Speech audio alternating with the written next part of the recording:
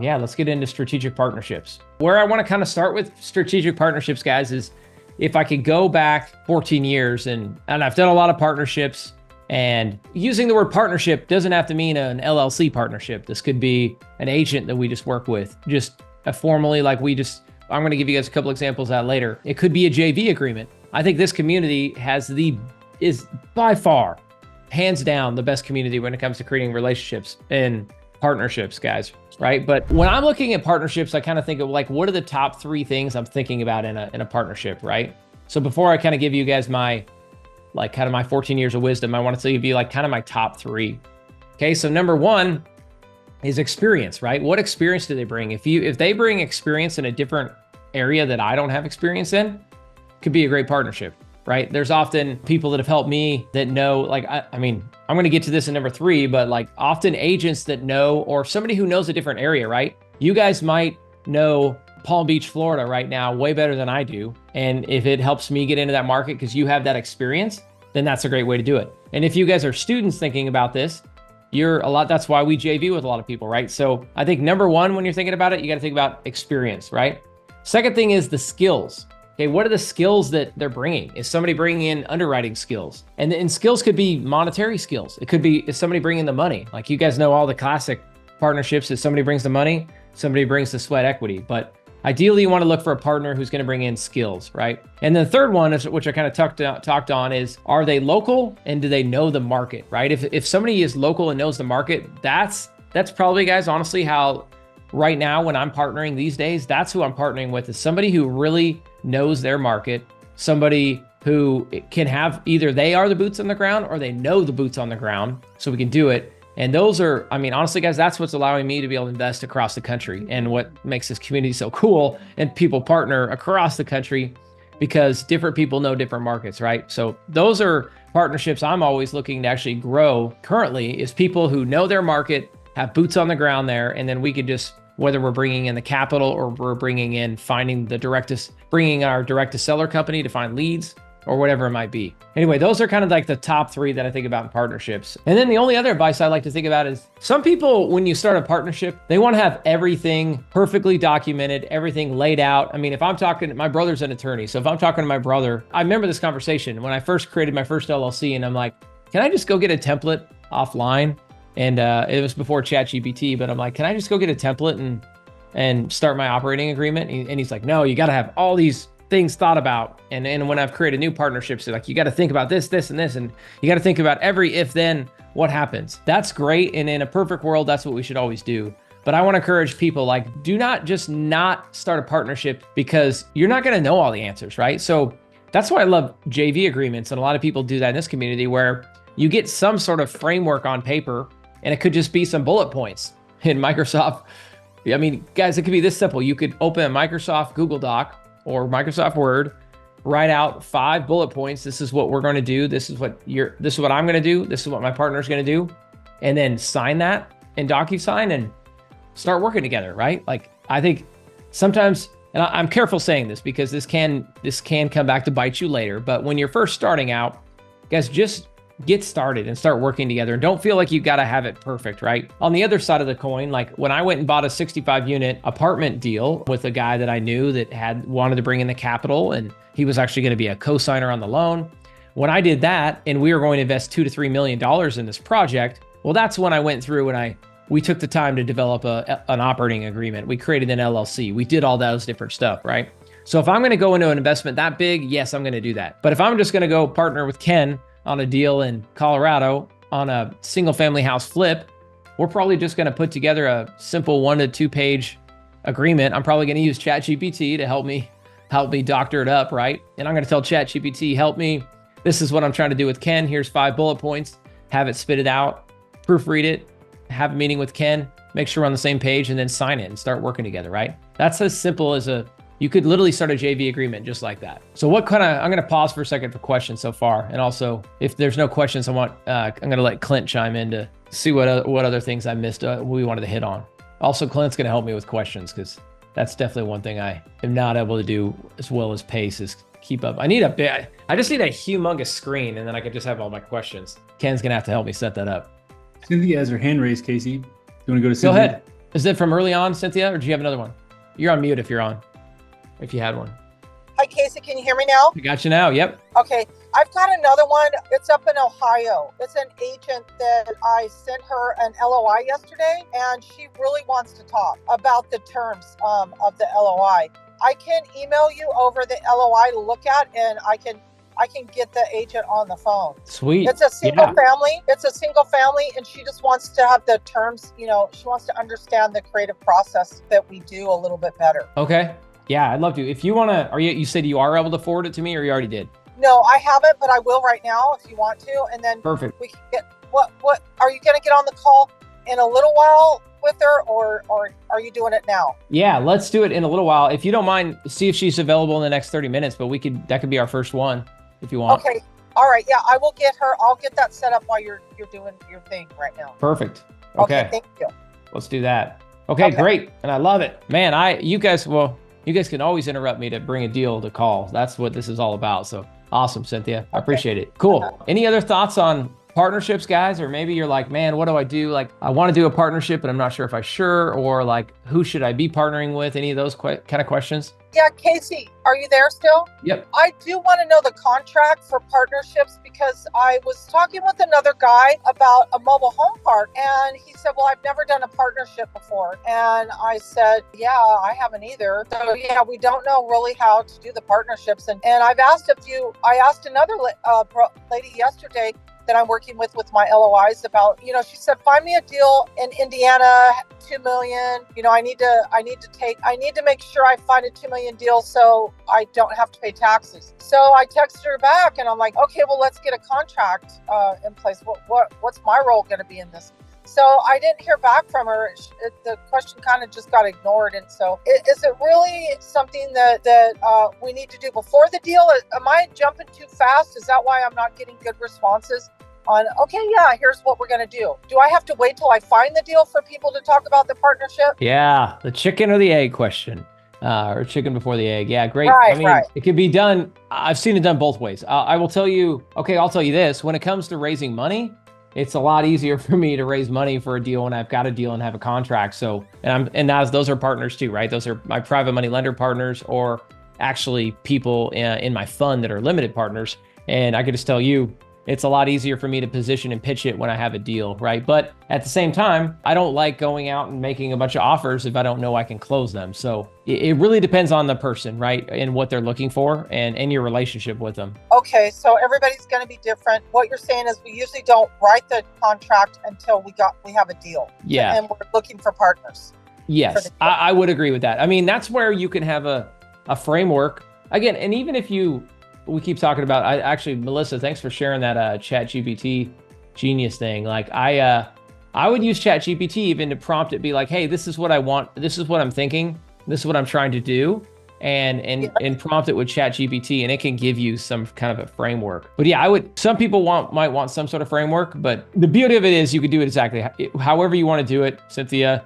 It can be done. And it's really on a kind of it's case by case, and it's really person by person. Okay, I get it. So, and also I got a call yesterday from a guy that wants to partner and use the back of the land to put solar panels on. He wants to make a smart city. He called me, he was over in Israel, he said, and he wants to take the back part of the land and solar. He also said he can install something that deals with trash and turns it into green energy. I didn't quite understand what he was saying, but he wants to send me an EMD, and he's willing to do the gap funding on that. That's a partnership too, right? That I would do. And if I were to partner with him on something like that, is that something I should have someone look at before I jump in and make that kind of decision? Yeah. Is it complicated, or is that easy? If someone says, I want to partner with you and just build some, because a lot of times in mobile home parks and RV parks, there's land left over, and the brokers are always advertise it. They go, oh, you can go do this, that, the other land. So now someone's calling me saying, well, I want to partner with you, and I want to put a solar panel farm thing on the back of your land, and I'll see you over MD. And so is that real simple? Will that be an easy deal, or is that complicated? Yeah, that one's hard for me to answer. If you just going from experience, if you carve out the land, yeah, that would be the cleanest. But yeah, it can be done. Long story short, it can be done. And that's where at some point along the way, guys, you sometimes do want to consultant attorney. You always do, but at some point, yeah, you always just got to find that line. Like, at what point I bring in my attorney in to double check all this? And that's really, it depends on everybody else's risk tolerance, right? Right. I'm not very, I don't know enough to be risky. I don't know enough to say no. Does that make sense? I would say yes. I mean, because they always say all the good things that happen, but I don't have the experience to know the bad things that can come out from that. So deals that, partnering with people seems real easy to me. Yeah, I'd love to, we could talk some one-on-one, Cynthia, but I think, yeah, you're making connections and you're finding opportunities. So it's just going to be here's the, maybe this kind of tees me up well, Cynthia, right? So here's the devil's advocate is if you do get into a partnership, okay, yeah, I'm going to give you guys this. I was going to save this, but I think it's perfect for now. Be careful, especially when you get into like a formal LLC partnership, about who you're partnering with, right? So I've also I'll never forget this advice I was given by one of my mentors. He said, don't create a partnership, like a formal like LLC partnership, unless whoever you're partnering with is doing something you cannot possibly do without them. Like if you have another way to do it, unfortunately, guys, the sad part of it is most partnerships, they all end at some point, right? And a lot of times they end a lot sooner as people grow. And I'm part of a mastermind, for example, Collective Genius, and I've seen other places.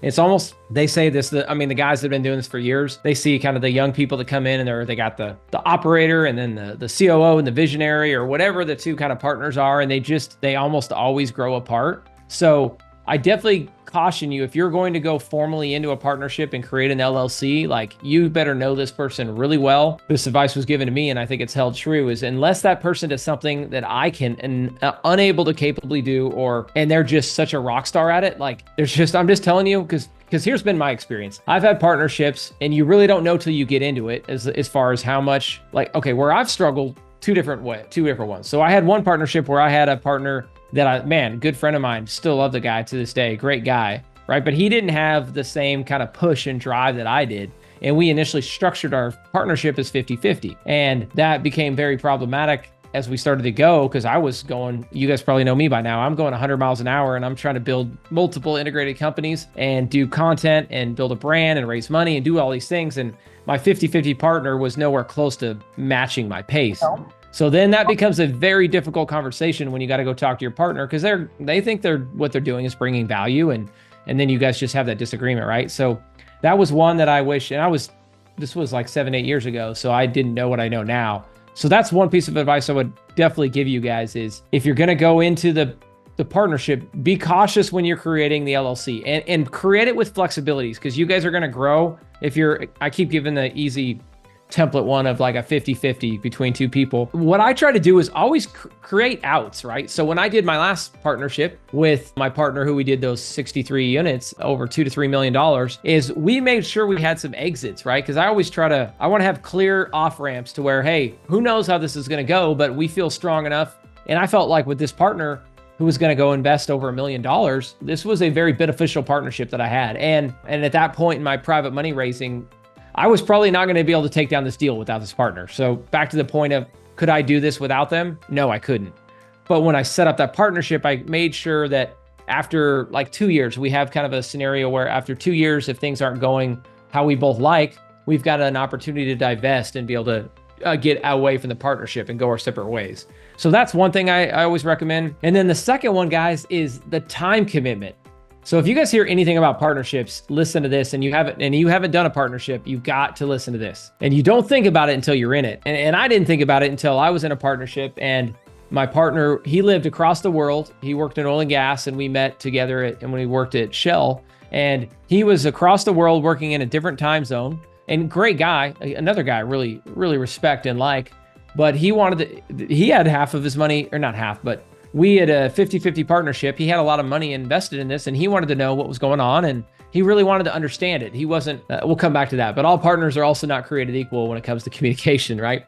But he wanted to know what was going on, and rightfully so. But it is a commitment, is what I want to tell you guys. Don't underestimate, if you're going to do a partnership, how much time you're going to have to spend communicating with that person and what their expectations are. Because what I quickly learned was I was hustling, doing all the operations. I was the sweat equity guy, and he was across the world and at nighttime. So I'm hustling all day long. I got a family. I got my wife that's frustrated, rightfully so, at night because I'm on the phone at like dinner time or late at night talking to this guy over across the world and getting him updated. And it's just like, and it's hard not to have angst and frustration when you're working that hard and you're spending all your time catching them up. So that's one I want to caution you guys. If you're going into a formal partnership, again, this is different if it's a JV agreement, but if you're going into a formal partnership, consider how much time you're going to have to spend with this person communicating. And as it's just like a marriage, right? You got to communicate. So I caution people. So one other example I'll give you guys is, and I'll kind of tell you guys how I love to partner with people, but I love raising money through debt. And when I raise money through debt, it's very simple because I pay them a fixed interest rate. We have clear times when I'm going to pay them back, or we can have some flexibility in that, right? Depending on how it's structured.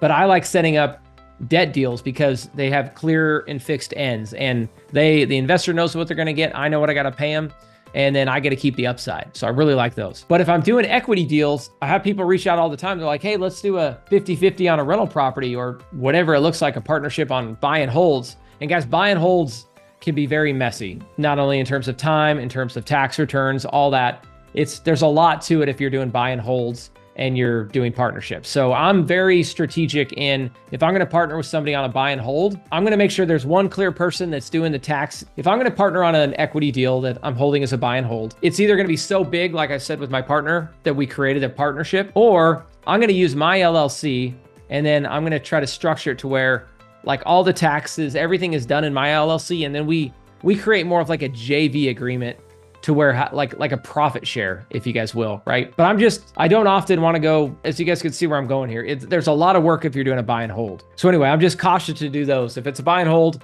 it's got to be a long-term partner, and we're just going to try to simplify it. But when it's debt, guys, those are really good deals. But I'm going to pause. I'm going too long here. What question do you guys have so far on partnerships before we make some calls? Casey, you said with a debt partnership, so that would mean you're calling a capital, someone that can fund your deal. They're going to fund it instead of a partnership where you're not using debt, which means it's owned free and clear and you're partnering with the person. Or can you explain that a little bit? What you mean by the easier part is to use the debt part, the debt method. Yeah, so easy way to explain this, and then this can help explain too. I know a couple of people asked how to partner with me. With my private money lenders, what I do is I actually have a Google sheet, and I can share with any of you guys. Just shoot me an email and I'll get you on our investor list. But we share an inventory sheet that we keep alive, and I keep all my deals, like all my fix and flip deals. And I just say, hey, for example, I have one right now in Grable, Wyoming that we're raising $100,000 for. So what I'm going to do is, this one is actually free and clear, Cynthia.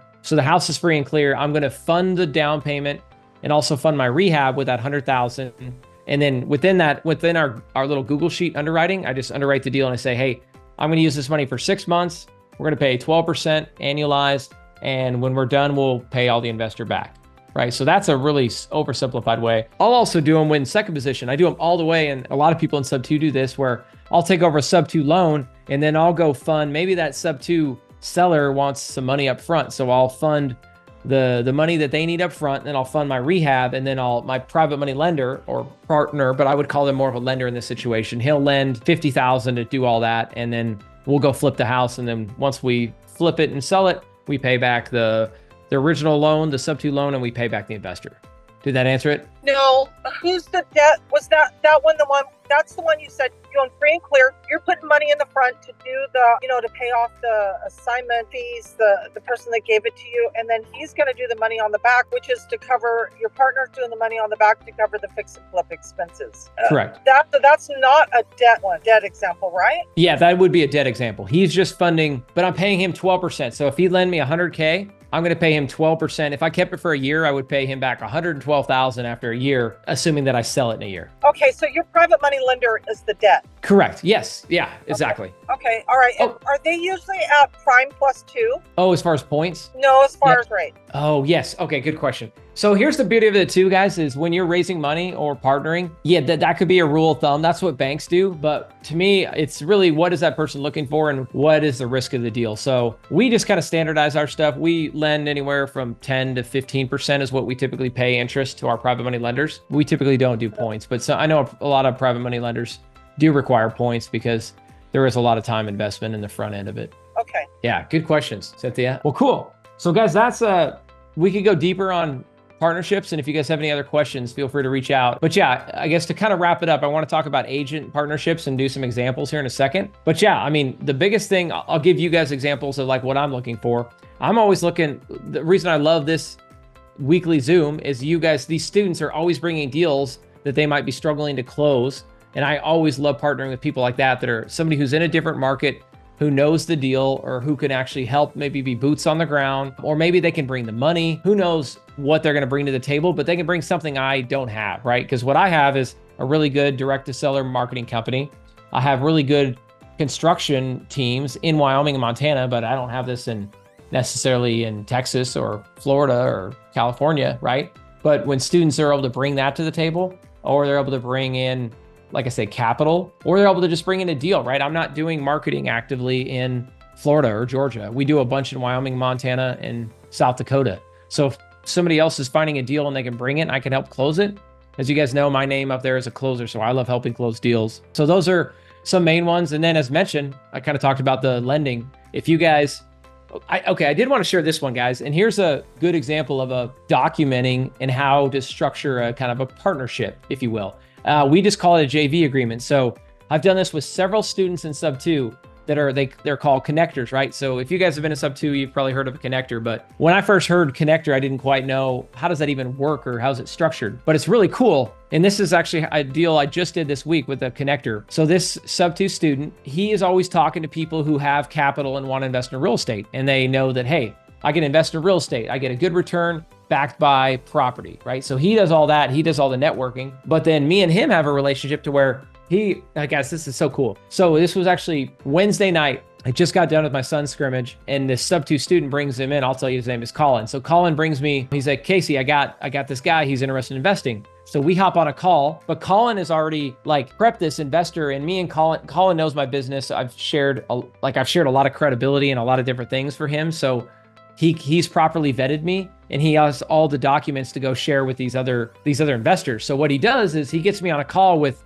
the investor, and then I hop on there, guys, for like 30 minutes. And by the end of the call, like this guy is wiring funds. This was on Wednesday. We're closing a deal. We were hoping to close today. It's probably going to actually close beginning of next week, but we're closing a deal within a week and funding $100,000 on a private money deal just from a connector that brought it to me. So it's a really cool, I love it because I raise a lot of money, and that's a long game, but we're always, at the moment, we still have more deals and capital. So I love that he's able to bring in somebody and that person's ready to go. So it's such a cool way to do it. And the reason I'm bringing this up, guys, other than I get excited about it because it's really helped me grow my business. But the second thing is, how do I structure it with that connector? So what we do is it's a simple JV agreement by both sides sign it. We agree how much, like, what does he get? What do I pay him for bringing me that person? And we do something called like a non-circumvent agreement, to where he doesn't want to just bring me people and then I just keep them. Like, he builds relationships with these people, right? So we have an agreement that I have to do so many deals together with them. That way I can't just go around him, and which if you're doing that, you're not going to last long in this community anyway, but it also protects both sides. So that's just a simple like document. I don't know, maybe it's like 4 or 5 pages. There's lots of templates out there, but anyway, another cool example of being able to partner with somebody to help me raise money to keep funding deals. He's able to get paid. The investor that he's bringing in to help out is like, I'm solving his problem because he's now getting a good return on a self-directed IRA. So anyway, really cool one. Any questions, guys? Hi, Casey. I have a question. Go for it. Can you walk through a deal on the sub 2 lean to position that you were talking about, referring to that, like that you would fund and like rehab and like just relist it? Can you walk through an example, please, if you have a very specific one? And yeah, thank you. Yeah, absolutely. Actually, I can do this. You guys want to see the underwriting really quick, my Google sheet? I'll do this quickly. That's the beauty of this Zoom, is we can go wherever it helps you guys. So that's a great question. Let me share my screen real quick here, and I can walk you. I got a perfect example for you. And guys, I can help share this. I'll share this Google sheet with you guys afterward. I'm happy to go share it in. Well, send me a message, but also go check out I'll be sure and post it in the sub 2 group. So look out for it. Got it down here. Everybody see this is just some big spreadsheet with a bunch of stuff going on in here. Yes. Everybody got it? Okay. So this is what I call our private money lending inventory. So looking at a couple deals here, this is the one in Grable I was just telling you guys about that I just brought in the private money lender. This was a free and clear one, which I explained, but I think your question is more around a deal that already has debt on it. So Okay, let's look at, what's the best example? Chamberlain, here's a good one. This is just some things, guys, that I provide my private money lenders. I have a due diligence Google Doc folder where I share the ARV from an agent. I share the title report, all the like kind of necessary documents that a lender would want to see. I'll share my purchase contract. I'll also share my scope, right? This one is a $75,000 rehab. So I share, hey, what are we doing with that $75,000?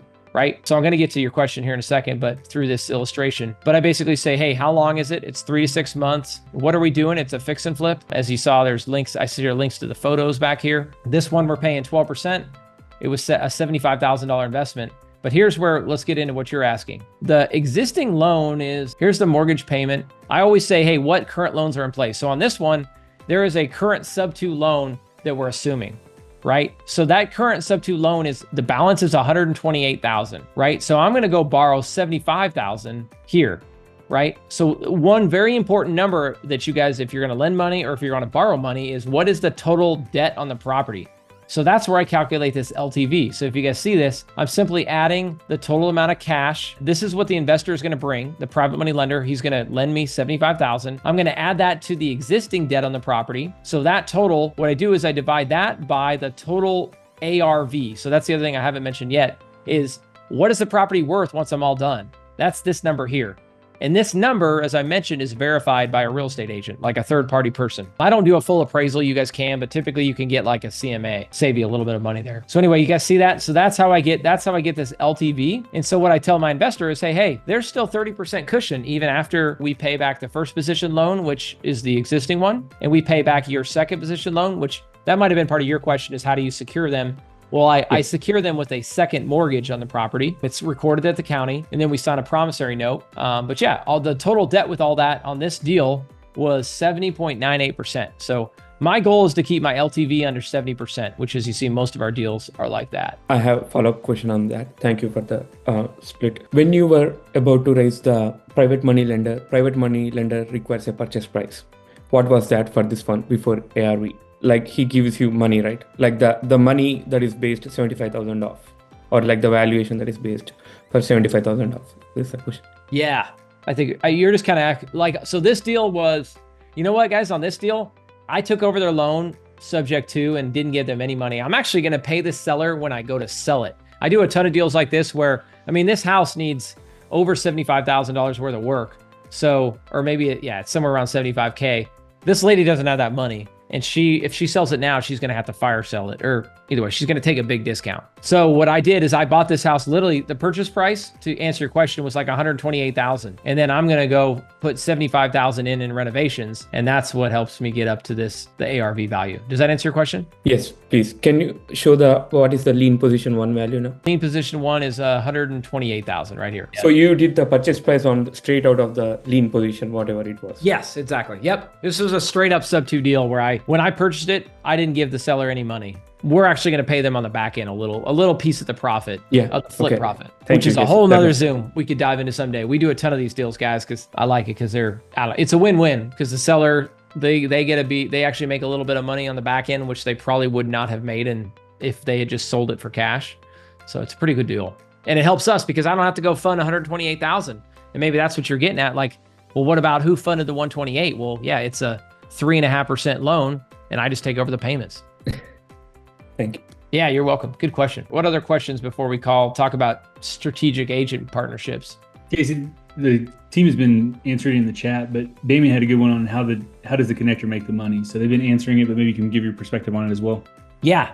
So the way I do it, guys, is, okay, well, here's a good way to look at it, and how I think about it is, if you go to a bank or to a hard money lender, you're going to pay, let's say 10 to 15% interest, or like, I forget, it was Cynthia, somebody said earlier, prime plus 2% or whatever it is. It's probably going to be higher with the hard money lender. But when you do that, you're often going to pay points, right? Those points could be for a variety of reasons. It could be covering the administrative cost to go and process a loan. Could be that the lender just wants to make a little bit of extra money and make it worth their while on the front end. That's honestly usually the case, is that one I just mentioned. But the way I look at it is, so if a connector is going to bring me a lender, I cannot give let's say the original person bringing me 100K, I'm not going to pay him any points, but where I'm going to pay my points is to my connector. So that's how my connector gets paid, is I'll give him, for example, a lot of our deals, I'll pay 2%. So on that 100K, he's going to make $2,000 is going to be the fee for him bringing me that person.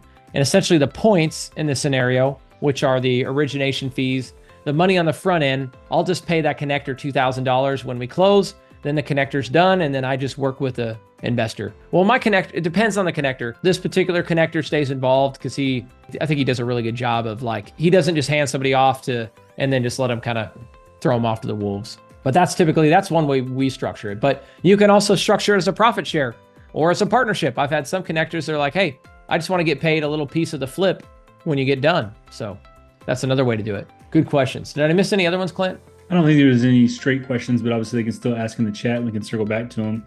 The only thing I was going to do on partnerships before you switched up to the second half of the call, I'm not sure if you remember when we were at Ice Party, and this must have been San Diego, and we got really good firsthand experiences of people in Sub 2 when they partnered with other members in Sub 2. They have an accountability factor that I think is really, really neat.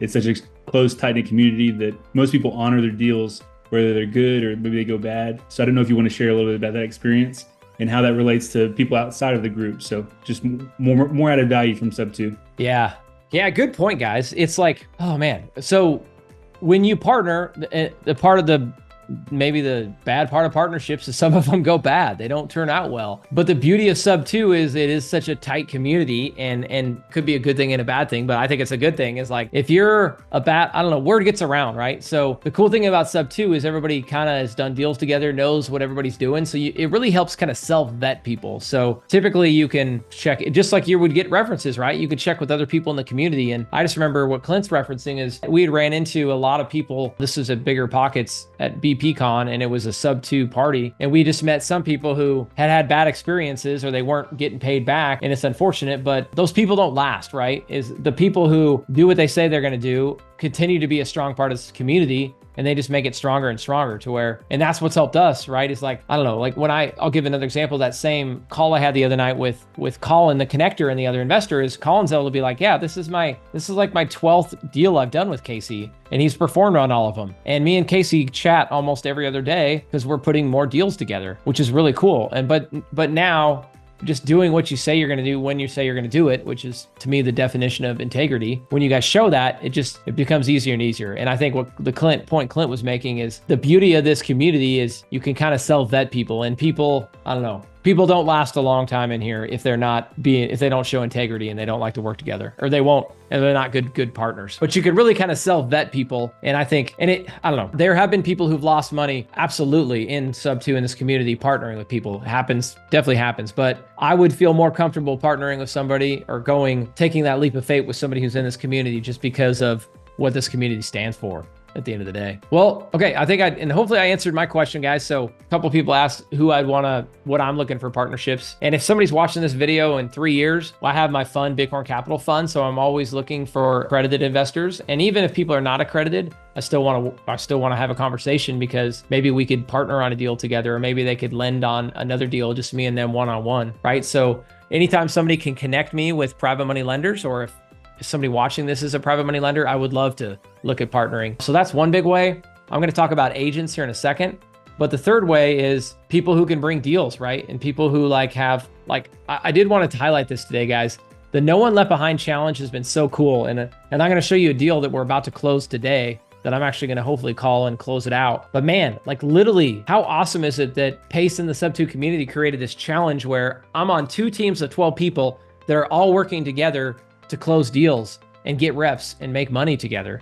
And that's all based on a little partnership. We just have a little mini 12-person partnership. Does it have an LLC operating agreement and all that stuff I talked about earlier? No, we just have a common goal, and we've kind of outlined, hey, this is, we're actually still in the process. We haven't even figured it all out. Guys, we haven't even figured out how we're going to pay everybody on it, but everybody's in it for the right reasons. And if you have that, you can move forward. So I just think the No One Left Behind challenge is really cool. We're closing deals with other students. So I just wanted to highlight that. If you're another student and you can't close a deal because you don't know how to close a deal, or you never have, or you, whatever the reason might be, I'm happy to partner with people like that. And if I can get access to another market because of a student knows what he's doing there, definitely. Anybody who ever listens to this down the road, please reach out, because I love this community, because people, back to the integrity thing, people that are in this community, more times than not, they do what they say they're going to do. And I don't know. That's half the battle, right? Is picking the right partners. Okay, who's ready to talk about agent and give an agent a call and talk about agent partnerships. Damien's will be in the challenge. Nice job. Yeah, if you guys didn't get in the challenge, make sure you get into the November one. They'll be doing it again. I don't know. I'm excited about my team. This is a month-long one, but I told my team yesterday, I'm like, I'm not planning to stop after a month. I just might get to go have even one more team or maybe two more teams, but this team is going to keep going and keep closing deals, because a lot of times deals don't get closed in 30 days. It takes longer. Okay, so let's talk about agent relationships. And where this kind of started, guys, is you might be asking, I didn't share this, and if you're new to the Zoom, I live here, I'm sitting here today in Houston, Texas. My portfolio of like 250 units is all up in Wyoming and Montana and some stuff in South Dakota, right? I'm sitting in Houston. So you're probably like, how in the heck is Casey have that many units? How does he manage them all? How does he go direct to seller in those markets? Like who goes on the appointment? Who goes and gets him a rehab budget? Who actually, when it's like an older lady that doesn't know how to use DocuSign, who actually goes and gets the thing signed? Right? It's not me. It's not me here in Houston. The answer is agents, guys. We've created all these cool agent relationships. And guys, I want to back up a little bit to try to give you guys perspective how I did the first one, right? Because if I fast forward, I now have this YouTube video. I'm actually going to bump you guys here in the thread. So if you guys check out, actually, I'll just share it for a second. We'll kind of fast forward to once you start creating these agent relationships, this is what it allows you to do, right? So this is a quick, you probably won't be able to hear the sound, but that's okay. So I created this thing on YouTube. Can you give us the link? Yes, I'll drop it in the link too. Can you guys see it? Yeah, we can see. Market and buy, flip, sell across the state of Wyoming. But to do that, we'll be in multiple towns. We depend on partnerships and working with. So I don't know if you guys can hear it, but regardless, like this is a little testimony you guys can go watch later, but it's like 4 agents that I've worked with for a while, and I just took the time when I was in Montana or in Wyoming, and I'm like, hey, I sat down and got a camera and we recorded it, right? I got their feedback. What's it like working with an investor? Because I'll tell you guys this, there's a lot of agents out there that are like, don't work with investors. All they do is waste your time. Has anybody ever had that or had somebody say that?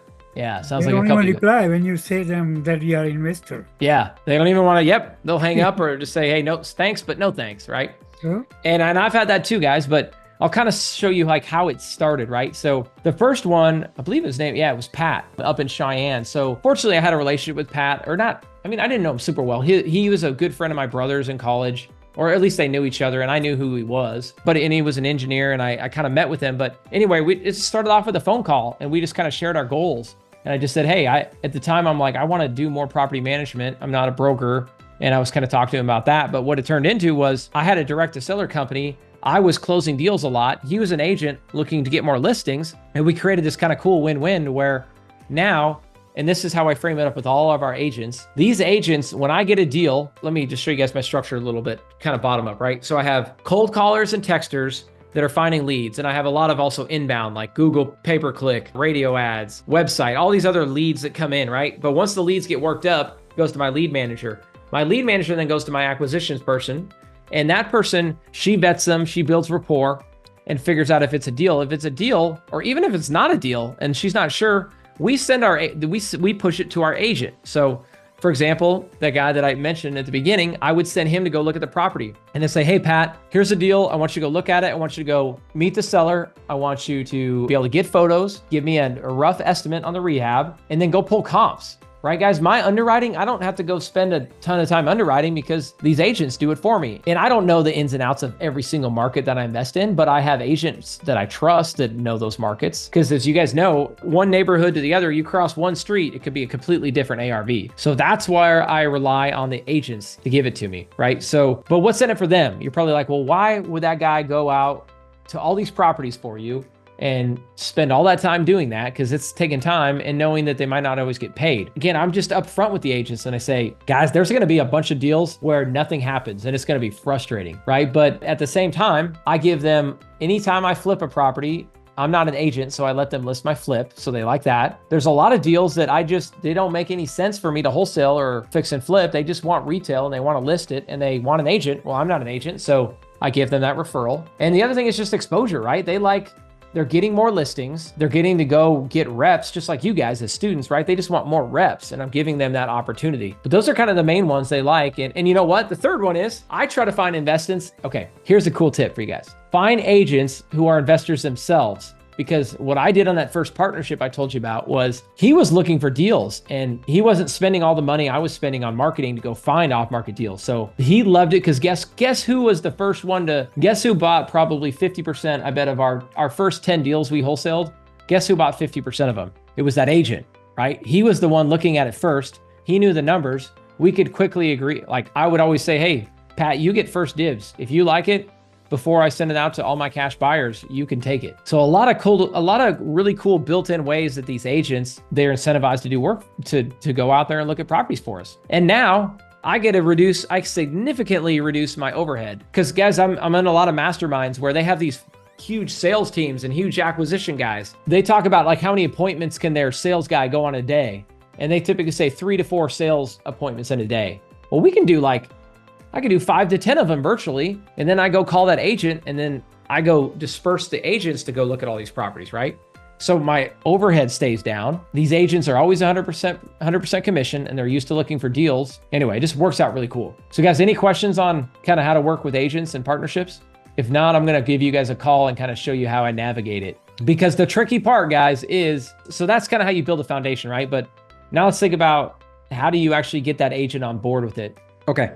So guys, what I'm about to do is make a call to an agent. This is one of our newer ones in a newer market. I had the first conversation with him. His name's Cody. It went really well. He's like, yeah, man, I would love to do, I basically just explained this whole concept that I just explained to you guys about, hey, here's how we work with agents. But what I'm worried about is we've been sending them some deals. And the problem is sometimes you might go 6 months before the first deal. And they might spend 6 months of going out and running and looking at properties before they find anything. We literally just had this conversation today on my sales team meeting. And they're like, hey, we should call Cody and just check in with him because we've been sending him a lot of deals. They haven't been working out. So he's spending a bunch of time and not getting paid. So I always like to set expectations on the front end that this could happen. And then B, I just like to touch base with them and let them know. And then C, once you've done this a couple times, I just go refer them to my other agents. I'll be like, hey, if you have any questions, A, go watch this testimonial video with like 5 different guys we work with. And then B, if you want to talk to them, go ask them about their experience and ask them how many listings they've got from me and how many fix and flips they've listed, how many deals they've just got and went that were like people that I couldn't close because it didn't make sense. Oh, and that's the other one, guys. I haven't even talked about novations. We do a ton of novations in our business. When I go to sell a novation, unlike some people, that isn't meant to point fingers, but a lot of people might be agents or they just go and pay a flat fee listing. What I do is I bake it into my novation numbers that I'm going to have to pay an agent, whatever, 5%, 2.5% on each side. But I build that into my deals. So all these agents that go look at all these properties, guess who lists all my novations? Yeah, it's the agents. They're the ones that get it. So that, man, we do more novations than anything. And that's probably the best thing they get paid on. But that is a little bit of there is a learning curve from an agent understanding a novation. So that's a whole nother call. Let me know if you guys want to dive deeper on that. But you got to really understand novations well to be able to explain it to an agent who's never done it. And they got to be able to explain it to their broker so they understand what's happening. But once they understand it, they love it. Because again, it's really no different. And as long as everybody understands what's going on, it works really well. Okay, quick question. So how are you dealing with contractor if the projects is out of state? Ooh, good question, Bernard. Yeah, so I have crews. I've invested a lot of money and a lot of time and resources. I actually have 4 different crews in Wyoming that I move around that are in-house. And it's been one of the biggest game changers in my business. But to your point, if it's somewhere I don't have a crew, guess what I'm gonna do? I'm gonna go try to find a partner in that market. I'm gonna try to find somebody from sub 2, like perfect example. In Rapid City, my last flip we did over there, I sent my crew from Sheridan, but that's like a 5-hour drive. Not very feasible. Can be done, but not feasible. So now I'm like, okay, I need a contractor in Rapid City. So Rapid City, South Dakota. There we go. Ashley was helping me out on this. We're like, Ashley, I need to find a sub 2 student in South Dakota because I need a handyman and I need contractors. So that's exactly how we go manage it. And we go look for referrals. Ooh, yeah. Arian, walk through a novation. Yeah, absolutely. Let me think of the most recent one we could do and talk about it with an agent and how we worked it with the agent. Hey, Casey. Yes. Quick poll. Maybe people can raise their hand if they want to learn about novations as well. I think it's something you've done the past few years. Maybe they can vote on. Yeah. Yeah, there we go. Please, guys, raise your hand if you guys want to talk about novations. You know what? I want to get to some calls, so we may have just foundered. Who wants to do novations next week? And I can give you guys some case studies and talk about how we work with agents and structure these. Please. Yes. All right. Cool. Awesome. Well, we learned it from one of the masters. If you guys know who Eric Brewer is, he's one of the best. He does novations. I'm in a mastermind with him. I think this community does it awesome. Pace does it. Everybody. Anyway, we'll do novations next week. It's decided. Look at that. Now this weekend, I don't have to sit down with my team and figure out what to do. You guys brought it to me. Well, let's go ahead and make this call, guys. I think hopefully he's still ready. And then we will come back to Cynthia's seller. Hopefully we didn't lose her. And then I got plenty of other people to call today. But I'm going to call, his name's Cody. So this is just a check-in, right? And you guys are just going to see how I kind of talk through this agent relationship. Hopefully he answers. Good, Cody, how are you? Oh, hold on. Sorry, I had to mute my computer. I'm actually here with a couple students. So anyway, you care if I'm going to put you on speakerphone, if that's cool. We were just talking about, they were actually just curious. They were asking how we work with other different agents as investors. Anyway, I just wanted to kind of quickly touch base, see how things were going. I know we haven't hit on anything in Rock Springs or Green River or Evanston yet, but we're constantly getting stuff in the pipeline. So I just wanted to honestly check in, see if you had any feedback for things we could be doing better, or I don't know. I just always like refining the process until we start closing more deals. But any feedback so far? No, I think, for the ones in Evanston, the biggest thing is just trying to contact the lead, get in touch with them pretty quickly. Okay. Which I think we've done. And then, it's harder for me to get to Green River Rock Springs, but we've got an agent in our office that, usually goes over there. Seems like once a week or once every other week. So those ones, if it's if it's outside of Evanston, then it might take a little bit longer, but we still reach out to them pretty quickly. So no, I think everything's going good, and yeah, at least there's a lot of things in the pipeline. Cool. Awesome. Well, that's great. Yeah. Saying something about a spreadsheet. I haven't seen anything. Okay. I'll bump her on that. I know she was just honestly, yeah, we've had a lot of stuff coming in, and I don't know, I think timing wise with you guys, I don't think we've had any issues. I think just some of our agents we send stuff to, and then we're following up. So we started making these spreadsheets to keep track of them. And honestly, like for example, in Casper, we've got enough deal flow where like we've got like 10 different deals that are different stages. So it's just an easy way. Sounds like you're good with, provided we send it to you, you're happy to work off that. Yeah, no, I think that's fine. And then, yeah, and the spreadsheets would be nice. And then, obviously with the strategy, then we'll contact them, but then as far as the, long drip system, we'll just kind of let you guys handle everything on that end. Okay, perfect. Is what I'm assuming, right? Yep. No, that sounds good. Okay. And wanted to ask you, so we had like a couple of things to, bounce off you. And if we're probably just running these ourselves without utilizing you, but if you feel like it's worth your time, we absolutely would. So for example, I've got a trailer. The only problem is, or it's a mobile home, but it doesn't come with the land, but we got it for like next to nothing. And I think the ARV is only like between 20 to 40,000. I mean, are those ones that are worth you looking at, or do you think we should just try to sell those like on like Facebook Marketplace? I mean, if you want to do those yourself, that's fine. Or we can pass them off. I'll do, some mobile homes every once in a while. Okay. But, usually the price point, it doesn't make the most sense with how busy we are. Okay, cool. Yeah, I mainly just wanted to touch base and see if those ones, well, we'll send them to you, but I guess. If it's something that, like I've got one now, and for a mobile home, it's a double wide, but it's pretty nice, but we're like 83 under contract. So, if it's something where it's, maybe a little bit bigger or newer, yeah. But if you're like sub 50, then it probably just makes sense. Just do it yourself. Got it. Okay. Sweet. Well, we'll just send them. And yeah, as you know, you won't hurt our feelings if you're like, hey, no, thanks, but no thanks on that one. Just let us know on that. And then, the only other thing is we get some of these properties that like I own that I'm trying to do rent to owns. For example, I got one in Rock Springs. I don't know if you just sent it to you, but there's really not a whole lot of margin to pay both sides of an agent.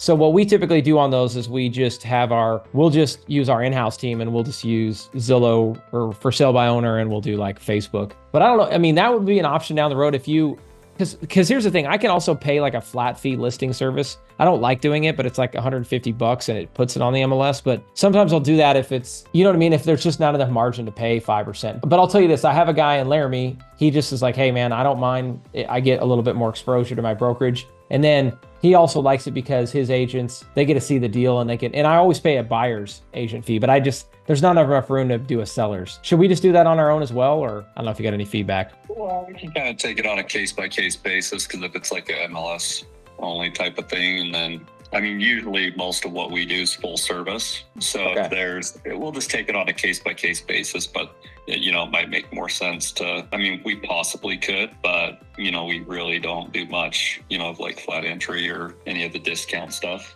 Okay. As far as our model. Totally. All right. Sounds good. I just figured I'd bounce it off you. And we would just work it, right? Like it'd just be, I guess I looked at this. It's like I could pay 150, 250 bucks to this flat fee service online, or I could pay somebody local who actually I'd rather them get the money, right? But also, yeah, like I say, I understand if it doesn't fit in your model and it becomes more headache, but we would work them. Go ahead. Yeah, and I'm not saying no for sure, but I mean, we can just take it on a case by case Okay. basis. Sounds good. Okay. Well, if that's the case, we'll probably put them in front of you and you just tell us yes or no. Yeah, no, shoot those over, and then if it works out, great. And then if not, and if it's something you guys do yourself, I mean, that's fine too. Okay, cool. Well, that's it. Is there anything else you guys need from us? No, that was about it. I just wanted to touch base and I always like, I don't know, I've just had, going from experience, we've now got good agents in most of our cities in Wyoming we invest in. They've been really good relationships, but I've had some that I felt bad where like, there was a little bit of a lag before we got deals and they went and looked at 10, 15 deals and none of them were monetized and they kind of got burned out. So I wanted to check in on that, making sure we weren't hitting that threshold. Oh, nope. I think that's just fine. And I mean, we get tons of leads every day. So I get it, some are ready now, some take longer. Yep. So no, that's fine. And then if it's something that doesn't make sense, like a little trailer or whatever, I mean, we'll just let you know. Okay, cool. Awesome, Cody. That sounds good with me. Sounds great. Well, appreciate the time. Yeah, you bet. Okay. Let me know if you guys need anything in the meantime. Okay. Talk soon. Thanks, Cody. All right. See you. Bye. Cool. All right, guys. So 7 minutes, just a kind of quick check-in. And that's really part of the relationship building, right? Having good partnerships is just knowing where he's at. He can give me feedback. And the only times I've had regrets in my agent relationship is when I didn't take the time to do that and just understand where they're at. I just hate it because like I remember it bothered me. Several years ago, I had an agent who was actually reluctant to work with us. And now he does all of our deals and he's one of our best partners. But he goes, hey, I got some feedback from some other agents and they said you just wasted their time and didn't do any deals. And I'm like, oh man, I don't know. I take that stuff personal and still not sure who it was at this day. But I look back at that. I'm like, man, I thought about all the agents I've worked with. I'm like, did I communicate as well as I could have of the timing and how things were going? And are they good? Are we pushing the envelope too much? Right. But anyway, these agents, most agents are all commissioned and they're fine, but I think it's always worth kind of touching base and seeing where they're at. Awesome. Thanks, Ashley. Agent fee discussion. Explain a little bit more after the call, please. Not paying an agent on selling and buying. Yes. Okay. So Donda, yeah, we'll definitely dive deeper in this in Novations next week. But what I was saying with him is, okay, it's like a wrap, right? I've got a deal where I want to wrap it, and my down payment on my end buyer on my wrap. So if you don't know about wraps and you're new, go listen to last week. We dove deep. But I'm trying to find my end wrap buyer, and I want an agent to bring me a wrap buyer. My down payment from that wrap buyer might only be $5,000 or $10,000. So there's really hardly any money to pay an agent. I mean, I could do it with a private money lender or something, but it can be done, right? But the preference is, the reason why I'm going to get this on the MLS, guys, is, yeah, you're going to get the most exposure, right? There's no better buyer list right now than the MLS. So I want to get all our properties on the MLS so I can get more leads. And then I can say, hey, willing to offer seller finance terms. So what I'm asking him to do is, hey, Cody, I'm going to pay you $150 instead of paying List with Freedom to do a flat fee service. I want to pay you $150 and then help just go upload it to the MLS for me so everybody sees it. And then whoever brings me a buyer, I will pay, like, for example, if it's a really low price house, I might say, hey, I'm willing to do a $3,000 commission to the buyer's agent, right? Hopefully that explains the fee part of it. But I mean, if you guys did know this, every single commission is negotiable and you can do it. You can make it whatever you want. I got a funny one for you guys before we gotta go. We're gonna segue now out of agents and partnerships and start calling some leads, right? So I know I got Cynthia on the line. If anybody else, I'll give you guys a chance to get those ready for me. And then right after that, we're gonna go into, we're gonna start going into the No One Left Behind challenge. Hold on, we just did a wrap lease. Yeah, you bet. Cool. Down to watch the wrap one. Okay. So I was thinking about negotiation, guys. So if you guys are following me on Instagram, yesterday went with my wife and we bought this painting in Round Top, a really cool place in Texas. Not the typical male's favorite place to go to, but women love it because it's like all antiques and furniture and just a really cool experience. But anyway, being a good husband and I work a lot, so I wanted to spend the day with my wife. I still did some work while I was there. But anyway, so yesterday, we're at Round Top and we're trying to decide if we're going to buy this painting. And I'm like, that's way too much money. I don't want that. I can invest that money into our business and make much more than the enjoyment it's going to bring me in my office. But it was really important to my wife. So we talked about it. We're like, okay, let's go get it. So I go back in there and it's listed for $3,600. So way more money than I ever wanted to pay. But again, it wasn't a battle I was going to fight. So my question is, and I thought about actually just putting this on my Instagram, is should I feel guilty going and trying to negotiate a piece of art? And then guys, picture like it's like a farmer's market in a way. It's a bunch of tents and it's all outdoors. It's really cool. But like if I'm buying a $3,600, so I want to like a show of hands. If you guys were going to buy a painting at a farmer's market, would you guys negotiate it? Or would you just pay list price? Yeah, Joe wouldn't. Joe, and then, yeah, negotiate it. John would negotiate it. Negotiate. Okay, good. I think I know my audience and I know what my answer is going to be. But anyway, I kind of looked at myself. Well, first off, I told my wife, I'm like, we just came back together. I'm like, Annie, you can't come inside because A, she hates negotiating and it's awkward. And plus she just ruins the negotiation because she doesn't have posture and she doesn't know how to walk away. So anyway, Indian people always negotiate. That's funny, Bankim. That makes me laugh. So first off, I was like, Annie, I love you, but please, I was like, do you really want to go inside? And she's like, no, or she was kind of on the fence. I'm like, okay, just let me go do this. So anyway, we go inside. I call it, so it's $3,600 and I call the guy. He's not even there. This is how crazy and with the weird setup. He had already went home, but they were like doing the setup and the lady's like, hey, are you looking for Frank? And he's like, he just left. I'm like, oh, dang it. My wife was texting him about buying this painting. She's like, I can help you. I was like, okay, well, let me call him. So I called him and I walked away from that lady, walked outside and I just, anyway, did my whole negotiating thing. I couldn't not go to this fair or this trade show, go to this huge event and not be able to negotiate a little bit. So anyway, we got a better price on it. We got $800 off of it. He immediately, all I did is ask, I'm like, hey, we had a budget of $2,500 today. I just don't know what to do. Because one of my favorite things, guys, from Never Split the Difference is you put the ball in their court like, hey, but how am I supposed to do this? How am I supposed to do this? Like that is one of my favorite lines over and over. If you guys have ever read that book, Never Split the Difference. Well, how am I supposed to do this? So I said, well, man, my budget today was $2,500. My wife really wants this painting. I was like, Frank, how am I supposed to do this? So that was the first thing I said. And immediately Frank goes, you know what? I can do 20%. And like immediately we dropped it like $700. And I kind of kept going. I'm like, yeah, but how am I supposed to do this? I only have $2,500 for this painting. Anyway, we ended up settling on it. We got it for $2,800. So, but I wanted to check with you guys to make sure I knew my answer. I need to ask a less biased community if like I'm too cheap that I have to negotiate something. But sounds like I got your guys' support that you should absolutely negotiate something like that. But anyway, always be closing, right? Anyway, hopefully you guys enjoyed that story, but good segue. Now let's go negotiate with some sellers. So Cynthia, did you email that to me? You can unmute if you want. Yes, she is on standby. I just told her it's going to be a couple minutes. I like it. Everything's negotiable. John, that's right. I learned that at an early age, fortunately. And my kids, unfortunately, my kids understand it as well. So therefore, everything is a fight and a negotiation. You parents can relate to that. Okay, here I see it in Tennessee, I'm guessing. Yeah, on Sunbelt.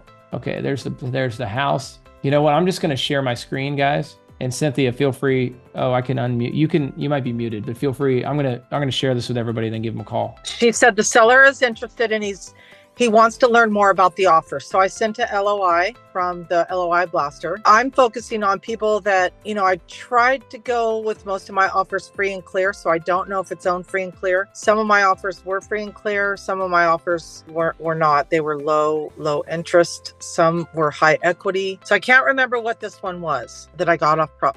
But my offer, I have that seller financing one where I've got the LOI. The first one is the cash offer. And then the second one is the terms. So I think cash offer is not what he's calling about. I think the seller is interested in learning more about, the terms. So Takesha really wants to get some clarity on this so she can talk to him. 411. Okay, cool. Guys, this is a great example of using this LOI blaster. So if you guys haven't done it, this is really cool. So I'm just kind of doing some high points when I call them, right? So the cash offer was $280, the purchase price. And to me, guys, this is all just starting points, right? This doesn't have to be the deal, but this gets the conversation started. So as you'll see when I call this person, it will be easy for me to back off these numbers, but I do want to know where we started them. So right. So I gave you the Zillow link to show that she's already discounted it. It's $350. Oh, wow. So, she discounted it. So I just used the formula that Myron had, and it looks like she just price cut it another $5,000. So Okay. the terms, we're going a little bit higher, but we're coming in with our terms. Okay.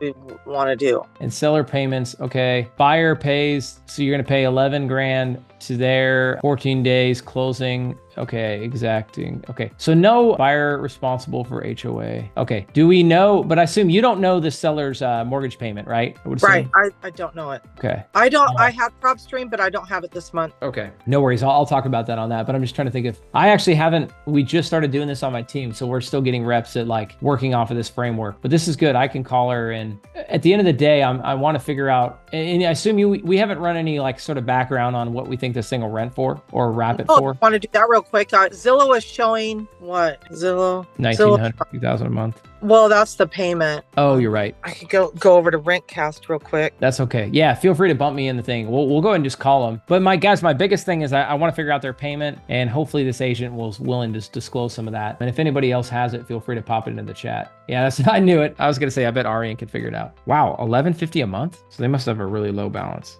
Okay, cool. Yeah, so I try to choose where there's lots of equity. This must be a high equity one, not PITI. Okay. Cool. Do you have, so we're calling the agent, right? Assume it's her, or her number's probably on this email, huh? Yeah, her. Yeah, 209. See it right there? Okay, 662. Okay. Wait, 7622 at the end. Her number is 615-354-7622. Okay, I'll try her. Hi, this is Keisha with Cousins Realty. How can I help you? Hey, Takesha, this is Casey Gregerson. Actually, we're following up. I know you were speaking with Cynthia about we sent you that LOI on the offer. Yes. Hey, you got a quick minute? I just want to kind of talk through, sounded like you had some questions on how to set this up or what exactly we were offering. Exactly what are you offering? I understand the subject to, and I know that appears to be a subject to offer. However, it also appears that you're offering more than the current price. Correct. Yep. So I want to talk through a couple of those things. So I guess biggest thing is I did some research online. I just want to kind of confirm it, because the way I frame this all up is, and it's all based on kind of like your seller's sub-2 mortgage. So it looked like online that their payments around $1,150 a month. Do you have any idea? Is that in the ballpark? Well, they have a HELOC as well, so it's around $2,700 a month. Oh, so $2,700, that includes the HELOC and the first position original loan, right? Yes. Okay, got it. Okay, that's helpful. Okay. And do you know what's their balance with the HELOC and the original loan? $310,000. $310,000. Okay, that's helpful. So not a ton of equity. I'm just kind of doing the math on here. By the time they pay fees and pay off that 310, they're not going to bring. Yeah, are they prepared to potentially bring money to closing if they had to, and not do sub-2? Like, let's say it was a cash offer and they could just be done. Or I'm assuming they don't. I mean, no one who wants to bring money to closing, but I was going to say, they shouldn't have to bring money to closing if we sell it on the open market. Yeah. I'm just doing some quick math. I guess I'm just assuming. Your offer, from what I can see, was like $411,000. Yes. Yeah. Taking 12 initially. You pay the realtor fees, and then I assume on the back end they get the other increase once you did your refinance. Yeah, exactly. Yeah, you're tracking. Have you done some sub-2 deals? No, I've just been researching. Good. I'm impressed. Most agents won't even answer or I don't know, they just shut it down if they don't understand it. So, okay, I'm just looking at it. I did like a 5% commission. Let's say both sides, or is it a 6%? What is a commission if you guys got a just regular on market offer? Okay. So I'm just saying, so let's say that was 340 times. So I'm just multiplying 340,000 times 0.94 with 6%. Yeah, that's like 319, and they're at, you said they owe about 310. So anyway, that's the point I was making, is there's not a whole lot of cash they're going to get. There's no closing cost built into that. So I guess my point is, where we could get them more money in the long run is if we could take over that payment of $2,700, like even their HELOC. And that's what a lot. So when you looked at our offer, I think that was these are automatically generated. So it's a little bit, I don't think we do 411, but we could do more than, we could get to 350, maybe higher. But I guess the biggest thing is making sure your seller's comfortable with us taking over the mortgage payment and them getting paid basically over time. What are their initial thoughts on that, or have you talked to them? No, we've had an in-depth conversation about it. They were intrigued by it, but they ideally want to walk away with more than $12,000 initially. They're fine with getting the majority of it on the back end if, because I told them what your offer said about 411. I said, but of course, that's just a letter of intent. It's not actually an offer. So I guess it would be, where would you be at with it? I mean, the mortgage rate is 2.75%, so that's very attractive to you all. The home equity line must have a shorter term. I don't know what it is right off, just because the payment on it alone is about $1,000 a month. Yeah. Oh, and is that 2,700? Is that PITI? It must be. Or do you know? Does it include taxes and insurance? The 2,700?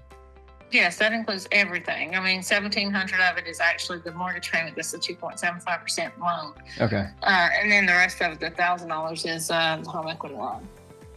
Got it. Oh, and sorry. And what was the breakdown? You said 310 in total debt. What's the debt of the rough debt of the HELOC? $55,000.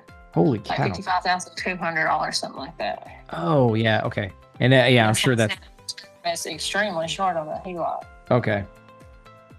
Or the most of they're all different, right? But from my experience, HELOCs are typically high interest rate, but they're interest only. But is this one amortized, or you think it's just high interest?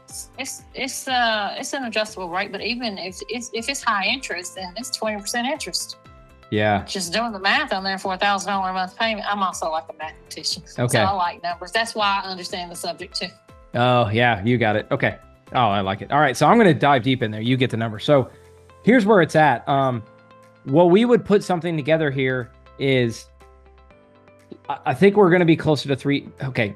Going into this, our assumption when we made that offer, we didn't know about the HELOC. So that's what's going to kind of back us off back from the 400 price or 400 plus. So what I think we could do is try to get close to your asking, maybe a little bit more if we could take over the loan. But again, I guess the way this works is if your seller is good with not getting any money at closing, right? Because it's just, and I feel like that's probably where they're at based on the current market. But I know it's important to pay you. So the way I would structure this is we got to make sure we pay the agent. I'm not an agent, so we don't need a buyer's agent. So typically we do 2 to 3% to the seller the seller's agent. And then that's it. And then basically we take over the loan, and then we could kind of have a little piece at the end. We call it like a 5-year balloon. We could do 3. I've done them longer, but basically maybe there's like 10 to 20,000 that the seller gets on the back end, right? So they're not going to get money up front, but at least we're going to take over their payment. And I guess, is that helpful? I should have asked, have they already moved out, or what's their plan? No, they're still there. Okay. So full transparency, what would be helpful to them is if they could get $20,000 initially, and if you took over all the payments for them and they received a small amount or something like that on the packet. That's what they would really be looking for. Okay.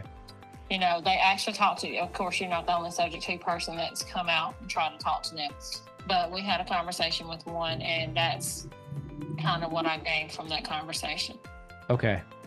Got it. It's like they're wanting to get money up front, but they also want to have all the debts done, and they want the refinance to occur as soon as possible. Yeah. What else? I mean, why not? What else could they ask for? Well, with their interest rate on the loan being 2.75%, it might be attractive for someone to hold for the whole entire term of the loan, which obviously they don't want to happen. Yeah. Because whatever, they bought the house maybe in 21, I can't remember right off. But anyways, that's still over 25 years, and nobody wants to see that.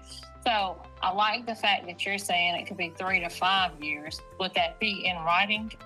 Like, oh yeah. I mean, contract that you're going to refinance and assume it within X number of years, because they would feel more comfortable with that. You bet. Yeah, exactly. So the way it works is it's pretty simple. It's just so the way it would work is, the beauty of this setup is we could do it however it works for both sides. And versus, as you know, like when you go through a normal bank or you're negotiating terms with the bank, it's like you got to jump through all the hoops, right? So we could the way I've done this in the past is we put a 5-year balloon on it. That means, and also your seller might be like, hey, I want to buy a house in 5 years and I don't want this to impact me. So, but sounds like they're good. Are they going to go rent, or what's their plan when they move? Yeah, they're not planning to buy initially, no. Okay, got it. So that's what I would say is the 5-year balloon. But yeah, what we would do is we would I mean, you're right. There's a lot of value in this deal to keep it long-term at 2.75. Yeah. Yeah. Yeah. Like 2.75, you can't get that rate anymore. So yeah. But I mean, especially at an investor standpoint. So. Yeah. But at 5 years, most people, I don't know if you've seen the averages, I think people hold on to loans an average of 7 years. So more than likely in 5 years, the market's going to change and somebody's going to want to refinance, and hopefully rates have adjusted by then, or they're more reasonable than they are now. But okay, but back to it. Okay, so I mean, you're being really honest and transparent. I'll do the same thing. There's really no way to get them $20,000 down and pay the agent commissions and do everything. It won't pencil.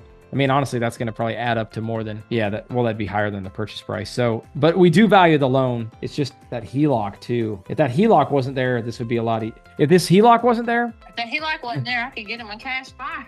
yeah. You know, the HELOC kind of throws a wrench into things, but it's there. So, I mean, we got to address it. Yeah. And I'd be open to taking over those payments and that debt. It's just, there's not going to be a way to get them 20K. So what do you think you could get them? Yeah. And that's what I'm just looking at. So easy math, they owe 310. Yeah. I mean, I guess we're just going to have to, it sounds like we just need to put an offer together, but I know that's not what they're looking for, but do you think they would be open to getting that 20K on the back end, like at the end of the 5-year balloon? I doubt that. I doubt that they're going to sell their home and walk away with absolutely nothing. They'd stay there most likely before they did that. Got it. Oh, well, what's keeping them from doing that right now? Why don't they just stay in the house? Well, they would like to sell it because they want to move to a different town that's closer to family. Got it. Okay. Yeah, it's tough, right? It's like we want to help, but yeah, I'll be honest. We work with a lot of times we're working with sellers they've got a little bit more motivation to move and sell. And obviously, it sounds like these guys they're just going to wait it out and sit on them. I know they just dropped price, but it sounds like they've been on. You guys have been on for 71 days. I see. Are they just going to wait it out and wait to get? If you can't give them an offer, most likely, it'll sell eventually. It's just a matter of when at this point. But I did want to let them know about your offer because at the 411 sounded really appealing. The house itself is really, it ought to appraise out at 375, 385, somewhere along there. It's just that they were really trying to move, so they were being aggressive with dropping the price. We didn't have to drop the price the way that we've dropped the price. Yeah, no, it makes sense. And I guess the key is how much is it straining them, that $2,700 a month payment? If it is, then this might make sense. But if they're fine, just, I don't know, is that a big driver? I mean, that's a pretty high payment with that HELOC and everything. Yeah, I mean, they haven't given me any signs of, financial difficulty other than dropping that price like that. Okay. Okay. That's just full transparency. I don't know. I mean, if you're able to do something and give them, what they would potentially walk away with now and maybe something on the back end, they might entertain that. I don't know. Are you able to get them 15,000, 18,000? Yeah. Give them something on the back end or something? Or yeah, I'm going to look at it. It doesn't look great for that. Well, unless he did say that he was willing to hold on to the HELOC payment himself and make it. Ooh, okay. Now we're talking. Yeah. So like for you. Yeah, because then let's talk through. There we go. I like it. You just got to keep working through these and we can find something. So the 2,700, I just need to know, well, either way, I guess my answer is, you said it's $1,000. So you're saying it's 1,700 a month. Is there PITI? Okay, on that. And then okay. And what, this neighborhood probably better than I do. What do you think this house would rent for if I kept it as a rental? So as a rental, I think it would honestly be $2,600 a month, $2,700, somewhere along in there. That is a military town. Don't know if you're familiar with it, but the investor I spoke with the other day indicated, because it's 3 bedrooms with a flex space that has a closet, because it's on a septic, I can't tell you it's 4 bedrooms, but they use it as a 4th bedroom. Anyways, it has an abundance of space, as you can see. They were talking about they could rent it by the room for roughly $800 a room. Got it. To military personnel. So you could get up to $3,200 a month on there if you went that route. Got it. Yeah, a lot of work, but could be done. Okay. For a family, I think it'd be an easy $2,600, $2,700 a month rental.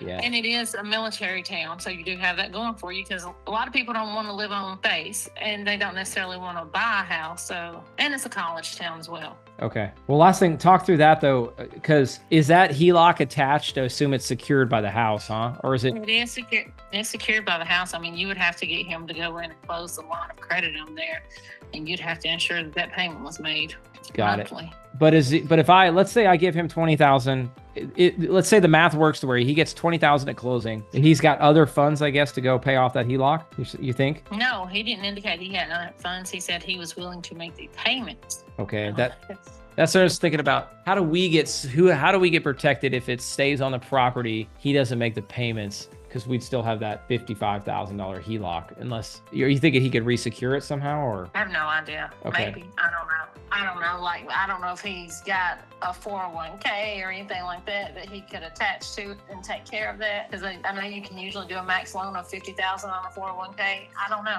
Yeah, that's a great idea. Conversation with him yet. Okay. Yeah, I think that's where we're at. I mean, if you want to go back and talk to him and say, hey, if he was able to pay off that HELOC, then this number could work. And then what I'm going to do is go run some math, because if my payment's only $1,700 a month, I don't know, it's going to be hard to pay I don't know. I think we're all going to have to bend a little bit, right? Like he might have to adjust the 20K. I don't want to ask you to do this, but I have had agents in the past where they're like, hey, if he gets 15K and I get a little bit of a reduced commission, that could be a hot button, but if that could be on the table, because really that's where we're going to have to figure out is, okay, let me be fully transparent.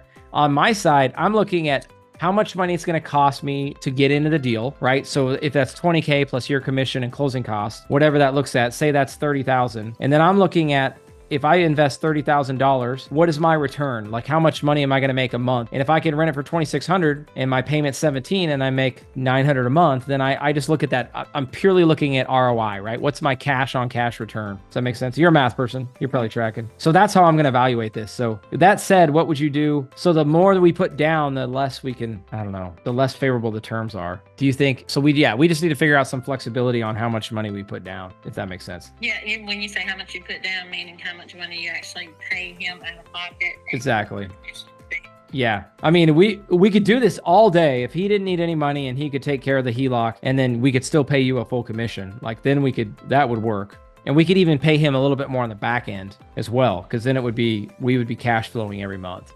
But maybe, I know I'm talking, we're going there's a lot of variables at play right here. Why don't we do you want to just, if you don't mind, do you mind touching base and saying, hey, yeah, they're serious. They want to take over your loan, but they can't take over the 55,000. Could we get that paid off? And then we can look at how much money we can get them down. I can ask the question, how do I get in contact with y'all? I tried to call the number that was on there. Nobody ever answers that number. That's okay. Yeah, this is my cell phone. Yeah, you could just text me back on this number. I might even try to put you in touch with me and Cynthia. But yeah, Casey Gregerson. And you know what too? I'm going to send you a text with our website too. And you can just see, as you know, there's probably, you guys have had other sub 2 offers. I mean, a lot of people they do this, but they haven't ever done it. And either way, you could look at our testimonials. We've done hundreds of these. So anyway. That might make a bigger buyer give them some peace of mind that they're not just selling it to some guy that figured out, went and watched a real estate course on how to do sub 2, and now they want to go buy it. Like we've done quite a few of them. Okay, no, that's fine.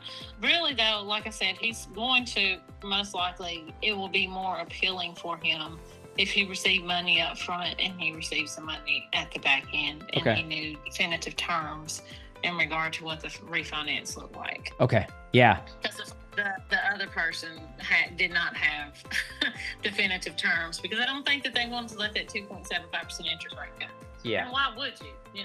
But Agreed. At the same time, nobody wants to do a subject to have them hold the property for 20 years. That just doesn't make sense mathematically either. Agreed. Yep. So that's what I think. I'd be fine doing a 5-year balloon. You know what? Let me text you a simplified offer, and then you could present that to him like, hey, these are some terms that could work. But just know that, like, as we've been talking for about 10 minutes here, there's a lot of variables we can play with. But the kind of elephant in the room is, can he take care of that 55,000 or move it to some other way? I mean, in a perfect world, if he could keep making those payments and it not be attached to the property, that might be the best. That way he doesn't have to come up with 55,000. Yeah, that will really depend on whatever bank that is being willing to just give him a unsecured line of credit for $55,000, And I don't know. I mean, for some that'll work, but you got to have a really strong income, I think, in order for that to work, because most banks will do whatever 25% of your annual income is from that point. Yep, exactly.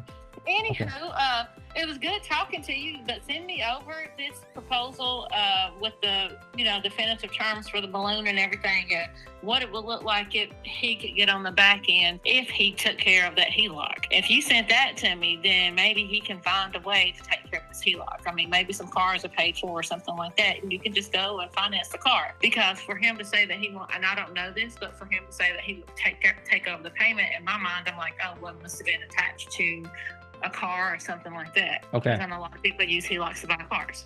Yeah. Obviously, if it's something like that, then you just go and refinance that and take care of the bulk of it. And hopefully you got some money somewhere to pay whatever the difference is off, or you do both cars or whatever. Yep. Okay. Yeah, I mean, I can help recommend and explore options in regard to that if you can get me something a little more concrete than, where we are right now, because we're kind of like all over the place. And I know he's going to want to know some very specific things. He was open to it. He just, the other one was not as good as what you're saying. Got it. In all honesty. I mean, like I said, I understand it, but I also would never tell a client to be on the hook for a loan for 30 years. Totally understand. Regardless of who's making the payment, Perfect. Okay. Awesome. All right.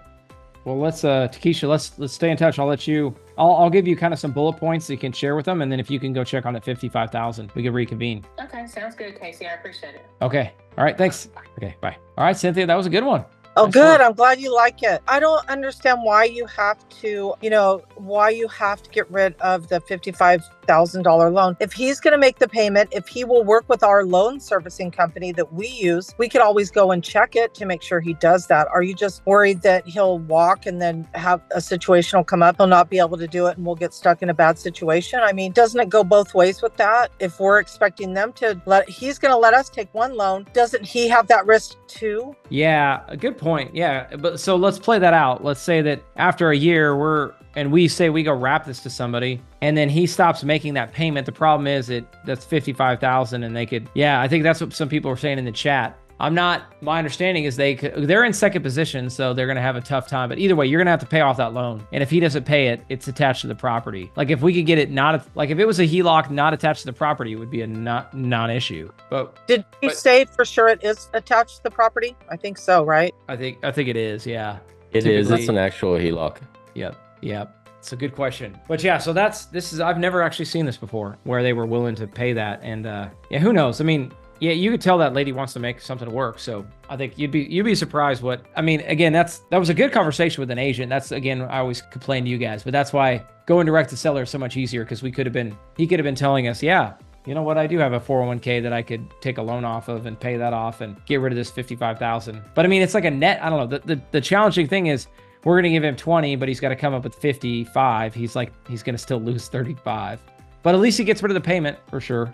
Well, Casey, oh, go ahead. I was just going to say, just looking at this, what would your exit strategy be with this? Because pad split's the only thing that has revenue above and beyond that PITI. Even I don't know if I trust that he'd pay the HELOC, but if you're going to eventually just get rid of this thing in the next year or two, then I would say, hey, whatever money we agree on, you get it at the time of sale. Yeah, the 20. Yeah, I just don't know. Yeah, as far as flipping it, there's not enough money there, at least now, not today, maybe down the road. But yeah, like Arian was saying, I think a wrap, the only way that I see this working is if he takes off that $1,000 a month payment, because I'm assuming the PITI is $1,700 once that's gone. And I do think there's enough cash flow then to do a lease to own or to do a regular rental, to where it's about, let's call it, eat round numbers, $1,000 a month in cash flow. And then you could potentially pay this. That would make it worth putting 20,000 down. Does that make sense? But I agree. If you're saying 2,700, if he's saying the payment is 2,700 and he wants 20K plus basically like 30,000 down, that's not going to make sense. So he's willing to do the HELOC, and that's not going to work unless he moves that HELOC over to his 401k, right? Or pulls the money from his 401 to pay off that debt. Exactly. Yep. Okay. So, Casey, are you going to write the offer, or do you want me to draft something and then have someone, look that up? Yeah, what's your number really quick, Cynthia? 209-662-8368. I do have the Voxer account, and I was talking with Judith yesterday. She just hasn't responded yet. Perfect. Okay. On a different deal. No worries. Okay, sounds good. We'll follow up there. Sorry, I'm going to type this out, guys. I'm going to send a group text with me and Cynthia, and this is what I'm going to say. Hey, Takesha, can you please follow up with your seller to figure out if they have any way of paying off the 55K HELOC? If so, our terms would be something like, and this is what I wanted to say with you guys, right? So I'm going to go fast, guys. Typically I want to take some time to think about this, but I want to keep moving. My thought is, let's say we offer them $370,000 total purchase price. And then we're going to say 20,000 down. Assume loan amount of, so it's the loan amount is roughly 310 minus 55. Okay, yeah. So I think I'm assuming their loan is 310 minus 55. So we'll call that 255,000, which we need to confirm. And then the remainder is paid to seller within 5 years. So I'm going to send this in here so you guys can all see this. But this is as simple as I would make it, because we want to give her something to work off of. And that original LOI is just a little bit, it got a response, but it's a little bit too complicated. So I'm thinking about this now. If we give her 20,000 down, assume loan amount of 255, and then they get the remainder in 3 years. Okay. And then I'm not even going to talk about the agent's commission at this point, because there's just too many variables to mess with. All right. So everybody can see that. I just put it in the chat. So that is what I'm thinking. I'm going to text Takesha this and then we're going to see what she says, but at least that'll get her going. But I wanted to show you guys, like, that's what I think it's going to take to get the ball rolling here. Any more questions on this one, guys? It's a good one. Ooh, what they bought it for. That's a good question. Or what year they bought it. 2021 for 270,000. For 270. Okay. Okay, cool. I will send that here. Sorry, last thing, and then we'll move to the next one. But I'm just going to get this done so I don't have to worry about it afterwards. 662. And this is, I'm going to text to Keisha and Cynthia. And then yours was a 209, right? You just gave me your numbers 209, and his was, she's out of Nashville, 615-354. Anyway, that should be enough to get this deal rolling. Okay.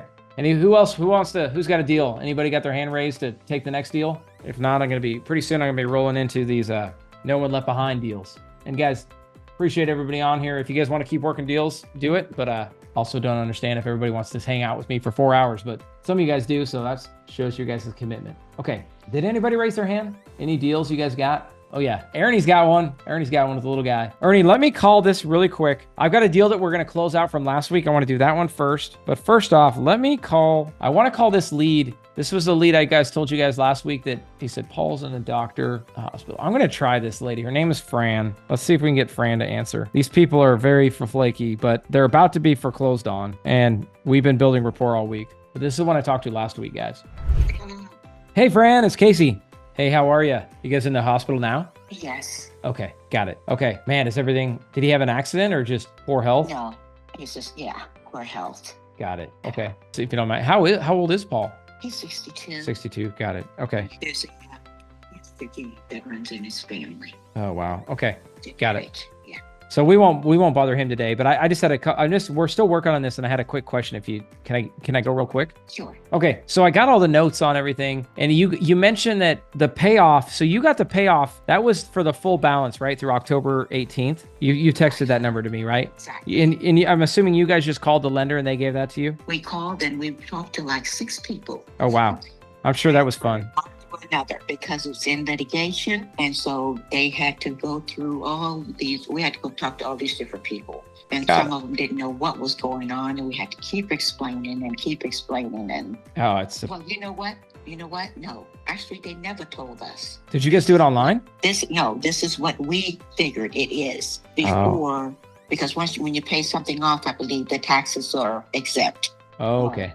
Not taxes, but plus the interest rates, the interest. Okay. So but you gave me like a number that's like down to the cent. You gave me 279,604 and 98 cents. It looked like that came from a. Told him. Okay, that's what I was told then. Okay. Okay. Great. Yes. Did you happen to write down how much you need to just like say you just caught it up? Because if you catch up what's past due, then they'll get off your back and we'll have some more time. Did they happen to give you that number? You said it was around 10,000. 10,000 is what it is, but they wouldn't tell me that this could be done because of it being in with the underwriters, she said, in litigation. I said, can't you get a message to them that they could have a potential buyer? Yeah. And she says, no, we can't get a message to them. So it's just people who did not know what they were talking about. These are the people that we kept getting. Isn't that the worst? It happens all the time. One of my biggest pet peeves. And it seems to me if it's caught up, then what's the problem? Yeah, exactly. No, there's no problem. You can't talk to anyone. Unless, did they say if it did they formally foreclose on it or are they just in the process? And did they do the auction? Do you know? They're in the process of making up their mind. Okay. But it sounds like there hasn't been an auction yet. Auction for us? Or an auction, sorry. And like what they do is at the courthouse steps. Okay. No, we haven't gotten a letter. Okay. So you know what? Here's what I want to do. Judith is going to reach out. Like I know today's a tough day at the hospital, but yeah, it is. Maybe do you mind working with Judith? Because we want to help get logged in your online. Because do you have an online banking login or does Paul? You know what? We do not. Okay, that's okay. Well, we can do, Judith is awesome at this. She's a rock star. She helps us all the time. If it's okay, she'll help you set it up. And once, you know what, we might be able to get what we need by just going online and not have to go through that whole rigmarole dealing with those people. The doctor just came out. Okay, sounds good. Okay, yes, I'll let you. Give me a call another day. Okay, sounds great. Okay. Thanks, Fran. Bye. Okay. So guys, to recap on that one, last week, the answer from that person was, we would rather this thing go to foreclosure than do a sub 2. So we didn't give up. We were persistent and we finally kind of got her back on the phone, and now they're realizing that they could save foreclosure. So we just need to get a payoff. So what I do on my team is we'll actually go work and help them get their online login set up. so we can actually go see what we need. Again, once our approach here is we're gonna build rapport, build trust, really try to solve their problem and once we kind of feel like we got the answer, then I think that's when we're gonna address the sub 2, because I think they're just so overwhelmed, and the whole sub 2 part, because originally this guy said, I would rather be foreclosed on than you take over my loan sub 2. But I think when he realizes that that's a terrible decision, he'll work with us. And there's a little bit of equity here, and they've got a low payment, so it's a pretty cool deal. So anyway, I wanted to share that one with you guys, one we're still working on. And yeah, you just got to keep following up, and it takes a lot of hustle, right? It's like somebody who can work through the banks and go through that whole system and put it together. So anyway, any questions on that one before we go to some more live calls? Okay. And did all my No One Left Behind guys, did you guys message all the other students? Thank you guys for tuning in this far, but we're gonna jump into those calls. So if you want to give them a heads up, we're gonna dive in right now. So I'm gonna start, guys, with a deal from last week as well, from our No One Left Behind challenge. And on this deal, this was the one in Ogden, Utah, if you guys remember it. And initially when I was talking to her, it was like we were talking about two different things. She didn't want to consider the sub 2 option, but as I've been talking to her, they've been interested, and they actually had an offer in the meantime, and their offer was going to get them out and pay off their loan. And I was like, hey, if they're going to pay off your loan, let them do it. Because hopefully you guys are seeing this too. And when I'm communicating and negotiating, like that last person, I'm like, hey, you got to push them away, right? That's one of the best negotiating tactics, is like, you just, hey, you know what? Like I did on that last call, I said, sounds like they're not that motivated and they could just stay in this house and do nothing, right? But as soon as I said that, she's like, no, they want to sell it. They blah, blah, blah, right? So you got to push people away to ultimately like get them to come back. So in this situation I'm about to call now, I'm like, hey, if you've got an offer that's going to give you full price, go take that offer, right? We can't compete with that, right? The only way this deal works for us is if we do it subject to, and we still got to figure out how we're going to pay the commissions and all that, right? But if you got somebody who's going to pay all that, take it, right? But sure enough, she texted me back actually yesterday while I was walking around with my wife at the antique place and said, hey, our seller fell through, or our buyer fell through. Are you still interested? So I said, yeah. And I've been kind of going back and forth. So I'm going to call her now. We're kind of pretty close on terms. Let me share this address for you guys. This is the one, I think Ernie, this one, hold on. Before I say it was Ernie's, let me make sure. This is the one in Ogden. There it is. It was Ernie. You did this one, Ernie. This is the one on Ogden. So anyway, we're going to call her, see if we can finalize this one. I can give you guys, you know what? I'm just going to call, and then you guys can kind of listen along, and we'll be kind of talking through these terms. Your call has been forwarded to voicemail. The person you're trying to reach is not available. At the tone, please record your message. When you have finished recording, you may hang up. Hey, it's Casey, just giving you a call. Sorry, we had a couple calls run long, but anyway, wanted to talk about the house there on Central and kind of talk through some options. So give me a shout back whenever you have a chance. Thanks. Okay, she'll call back. Let's go through our next ones. Ernie, I know you got a bunch of them on here. Let's go with this one here. Thanks to Arian for going through and highlighting the kind of most hottest ones. So let's look at this one in Kansas City. So seller has another home in contract and is ready to move out. Okay, this one's on, and I'm gonna share my screen so you guys can see what I'm looking for, or exactly what I'm looking at. Okay, here we go. Here's one we're looking at. Ward Parkway. Because typically I'll like look at the LOI and kind of get things framed up, but for the sake of time, I'm just gonna kind of jump in and just kind of start negotiating. Unless, Arian, is there a faster way to see the original LOI, or I could just work off these? I'm probably just gonna work off these notes, which some of them are pretty good. Oh, Arian did an awesome job. He put the links over here.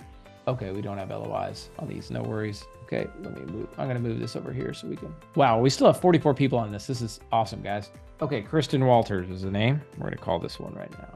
This is Kristen, how can I help you?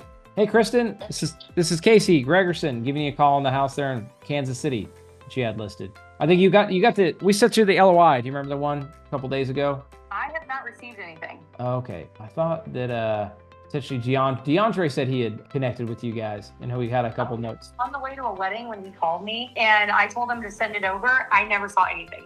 Okay, got it. Oh, okay, you know what? Yeah, that's my fault. We haven't sent the LOI, but anyway, yeah, I mean, typically our next step is to kind of talk through and see if it's a good fit. So he did share a couple notes that, so the house is under contract, or sorry, your seller has another house they're buying, sounds like, and they're, okay. Yep. When would you know, like how soon is their closing coming up? So their closing is November 9th, but it's contingent upon the sale of this house, so we'll probably end up having to adjust it. The house that they're buying is basically new construction. It was a spec, so it's completely done. So there's no timeline there concerning in terms of like completion. But right now, like I said, it's set up for the 9th. Okay, got it. Okay, but yeah, it sounds like, but obviously nothing happens unless you can sell this one. Okay.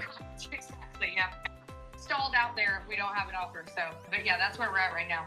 Okay, got it. So we typically, okay, I always give two options, right? We could do the cash offer, but the cash offer is probably not even going to work. I mean, how much money do they have to clear to be able to buy the next house? Well, it just kind of depends. I mean, let me back this up a little bit. So DeAndre didn't really tell me who you are or anything about you guys. Sounds good. So basically, what the information that I have as of this point was when he called, he just said, hey, do you have any offers? And I said, no, not this time. And he said, well, can I send you the LOI? And I said, yes, of course you can. Gave him my contact information and asked him if he had any questions. And he said, not right now. And that was the extent of the conversation. So I don't mean any offense, Casey. I just don't know I don't even know who you are. I don't know anything about you guys. So I'm not going to just give, important financial information about my clients' finances just off the cuff. So could you tell me a little bit more about what the goal is here, or who you are? Yes, perfect. Yeah, totally understand. And yeah, really good feedback. Okay, so DeAndre's on my team. I buy across the country, right? I live in Houston. I've got a ton of deals we've done up in Wyoming, Montana, South Dakota. That's where I grew up, but we now buy across the country. So when we're looking at a deal, so again, I can buy across the country. I mean, I know that can maybe be like a negative connotation because I don't know. I'll just tell you this. We make offers and buy a lot of houses, and they're getting offers from other people that are just blasting out deals and have no interest in buying. Like if we're looking at it, there are some deals I'll wholesale, but like a lot of these deals I keep as rentals. So for example, the reason I was interested in this one is sometimes we can help if we set up like creative terms. Like for example, we buy a lot of properties where we take over their loan and then we turn it into a rental, and the sellers love it because they make more money in the long run. And that's what the LOI was going to show you is like, basically sometimes we'll give you higher than asking as long as we pay it over time. But I also always love giving a cash offer. And that's why I kind of threw that out there I was just trying to kind of cut to it to make sure we can help you. In this particular case, they do need the funds, so they wouldn't be interested in a long-term option. They need just purchase and done. Got it. So they're using a VA loan on their next purchase, so they don't necessarily have to have a down payment. However, they want to based on where they want to be in terms of a monthly payment. But like I said, the long-term is not going to be an option for them. Understood. Okay. Sounds like you've checked all these boxes, but there's no chance that they could still qualify for a new loan with this loan still on the house? Correct. Okay. Because sometimes VA, I've just seen a couple times where VA allows you to do more, but I get it. But with having, as long as you can still afford them on paper. And so I think that's the issue in this situation is not that he couldn't get approved for that, the new property, of course, but the payment on that combined with the payment on this, because he's only lived there for a couple of years, essentially negate his pre-approval. So that's why he's got to be able to sell this in order to purchase the next thing. Okay. Sounds good. And there is a shot. I've just seen it before, and I'm just planting the seed, whether we buy it or somebody else. Often, if you show your bank and say, because if we were to buy this, we would actually formally buy it through a title company. We'd have we would go through an escrow company as well as far as making the payments. So a lot of times the bank won't count that against you. It's just like a rental, right? When I buy rental properties, they don't count that liability on the mortgage against me because I have rent to offset it. Right. Right. That's additional income to counteract the mortgage that's in place on it. Exactly. In this particular case, I can just tell you, Mr. Seller is extremely type A. I do not think that he would be interested in something like that. He wants to be done. I don't think he wants any attachment to more than one property. I don't think that, I've known him a long time. I don't think he would feel comfortable kind of having that essentially still connection to the property. Yep. If that makes sense. Like, it's a beautiful house, and they're sad to see it go. They're moving because they're expecting their first child, and they're moving closer to family so that they can have that support system.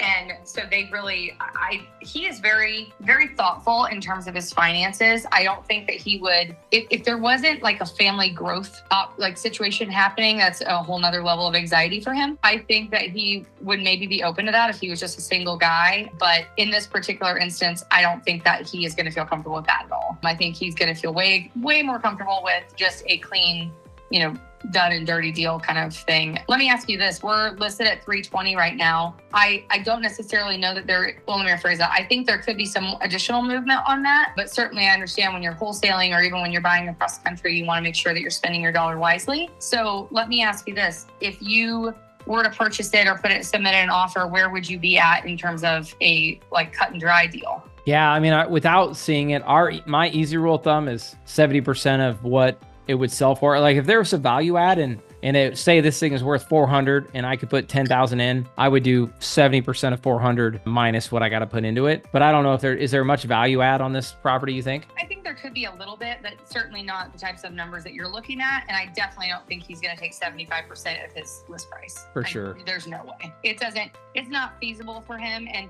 we have a seller situation on the back end that they've been extremely flexible with us. So I think if we were hurting on that back end, I think it would be a totally different conversation. But they're kind of in I don't want to say comfortable place, because I don't think anytime you're contingent on something, you're super comfy. But I don't think they're in a position where they would feel the need to drop it to, like a 240, 250. That's not something that's going to make sense for them. Yeah, understood. Okay. Yeah, so I would say, keep us, and you guys have only been on, go ahead. Oh, no, go ahead. You're fine. Yeah, I see you guys have only been on for 23 days. So I would say this, if you want to save my number, and I'll text you my info, and my full name is Casey Gregerson. But I'd say if that situation does change, let me know down the road. And then also, the way I get up to your purchase price is us taking over the loan. And I know I totally get it that doesn't make, but if that does make sense down the road, we could give you full asking price potentially. Well, I was literally just about to say, send me your contact information, because I would love to save it. For whatever reason, I always end up with some rather unique deals where sometimes that makes a ton of sense. I would love your contact information. If you want to send it to me, that'd be great. Cool. Awesome. Sounds great. Well, I appreciate it. For the call. Sorry, this one isn't going to work out right at the moment, but I do appreciate your interest, and I'll keep you posted if anything changes. Likewise. Thank you, Kristen. Thank you. Okay. Have a good day. Bye. Bye. Okay, cool. So that one was DeAndre. DeAndre, are you on the call still? If not, no worries. All right. Anyway, so guys, I'll give kind of in general the feedback, whether this is for Problems to Profits or even on my specific team. So this is one of the ones where I'm going to encourage my team. Like, that was a great conversation. My hope is that I can get my team to go a little bit further on that to basically anchor. Like, I think that's a simple anchoring point. When I say anchor, I mean, I anchored her at that's why I went right in immediately. A, because I want to keep these calls moving, but B, I was like, how much do they need, right? Because once I know that number, I could figure out, okay, should I even talk about a cash offer? And I could tell that they weren't probably going to be digging sub 2 if he needed to sell it. So that's how I dug in really cheap. But I think that's a good way you guys as students can get in quickly, is say, hey, how much do they owe? And then how much do they have to have? Like if I gave you a cash offer, and sorry, I'm going fast here, but that's always my template answer, guys, when they say, what's your offer? And I'm like, I have no idea. I haven't seen this house. I just pulled it up on a spreadsheet and called it. But I do know that a general rule of thumb is 70% of the value minus repairs. And she understood that. That got the conversation going and progressed it, right? So that's one I think, Arian, we could get some of the students to where maybe it's somebody specifically, or maybe all of them could take it to that next level of hey, here's the cash offer. Also, we can give you full price if we take over your loan payment. Would you be open to one of those? Cool. I'm going to answer some of these questions. So, okay, cool. Yeah, cool. Oh, all right. Awesome. South Dakota, Samantha, hey, let's chat more. Not from South Dakota, but we've been doing more deals in Rapid City and Spearfish. I just did a flip in lead, actually. You know what? It was a novation in lead. I'll have to tell you guys about that one. But love that she came out with a notification that she is getting interesting in arrangements and times. Wanted your info. Okay, can we go over how to close a deal with an REO property if there's any difference in tactics? Okay, yeah, Samantha, certainly a little bit different, but okay, so when you say REO, I assume, just to make sure we're saying the things, same terminology, you're saying the bank has already taken over the property, so it's real estate owned. That's typically what REO means, guys, is the bank.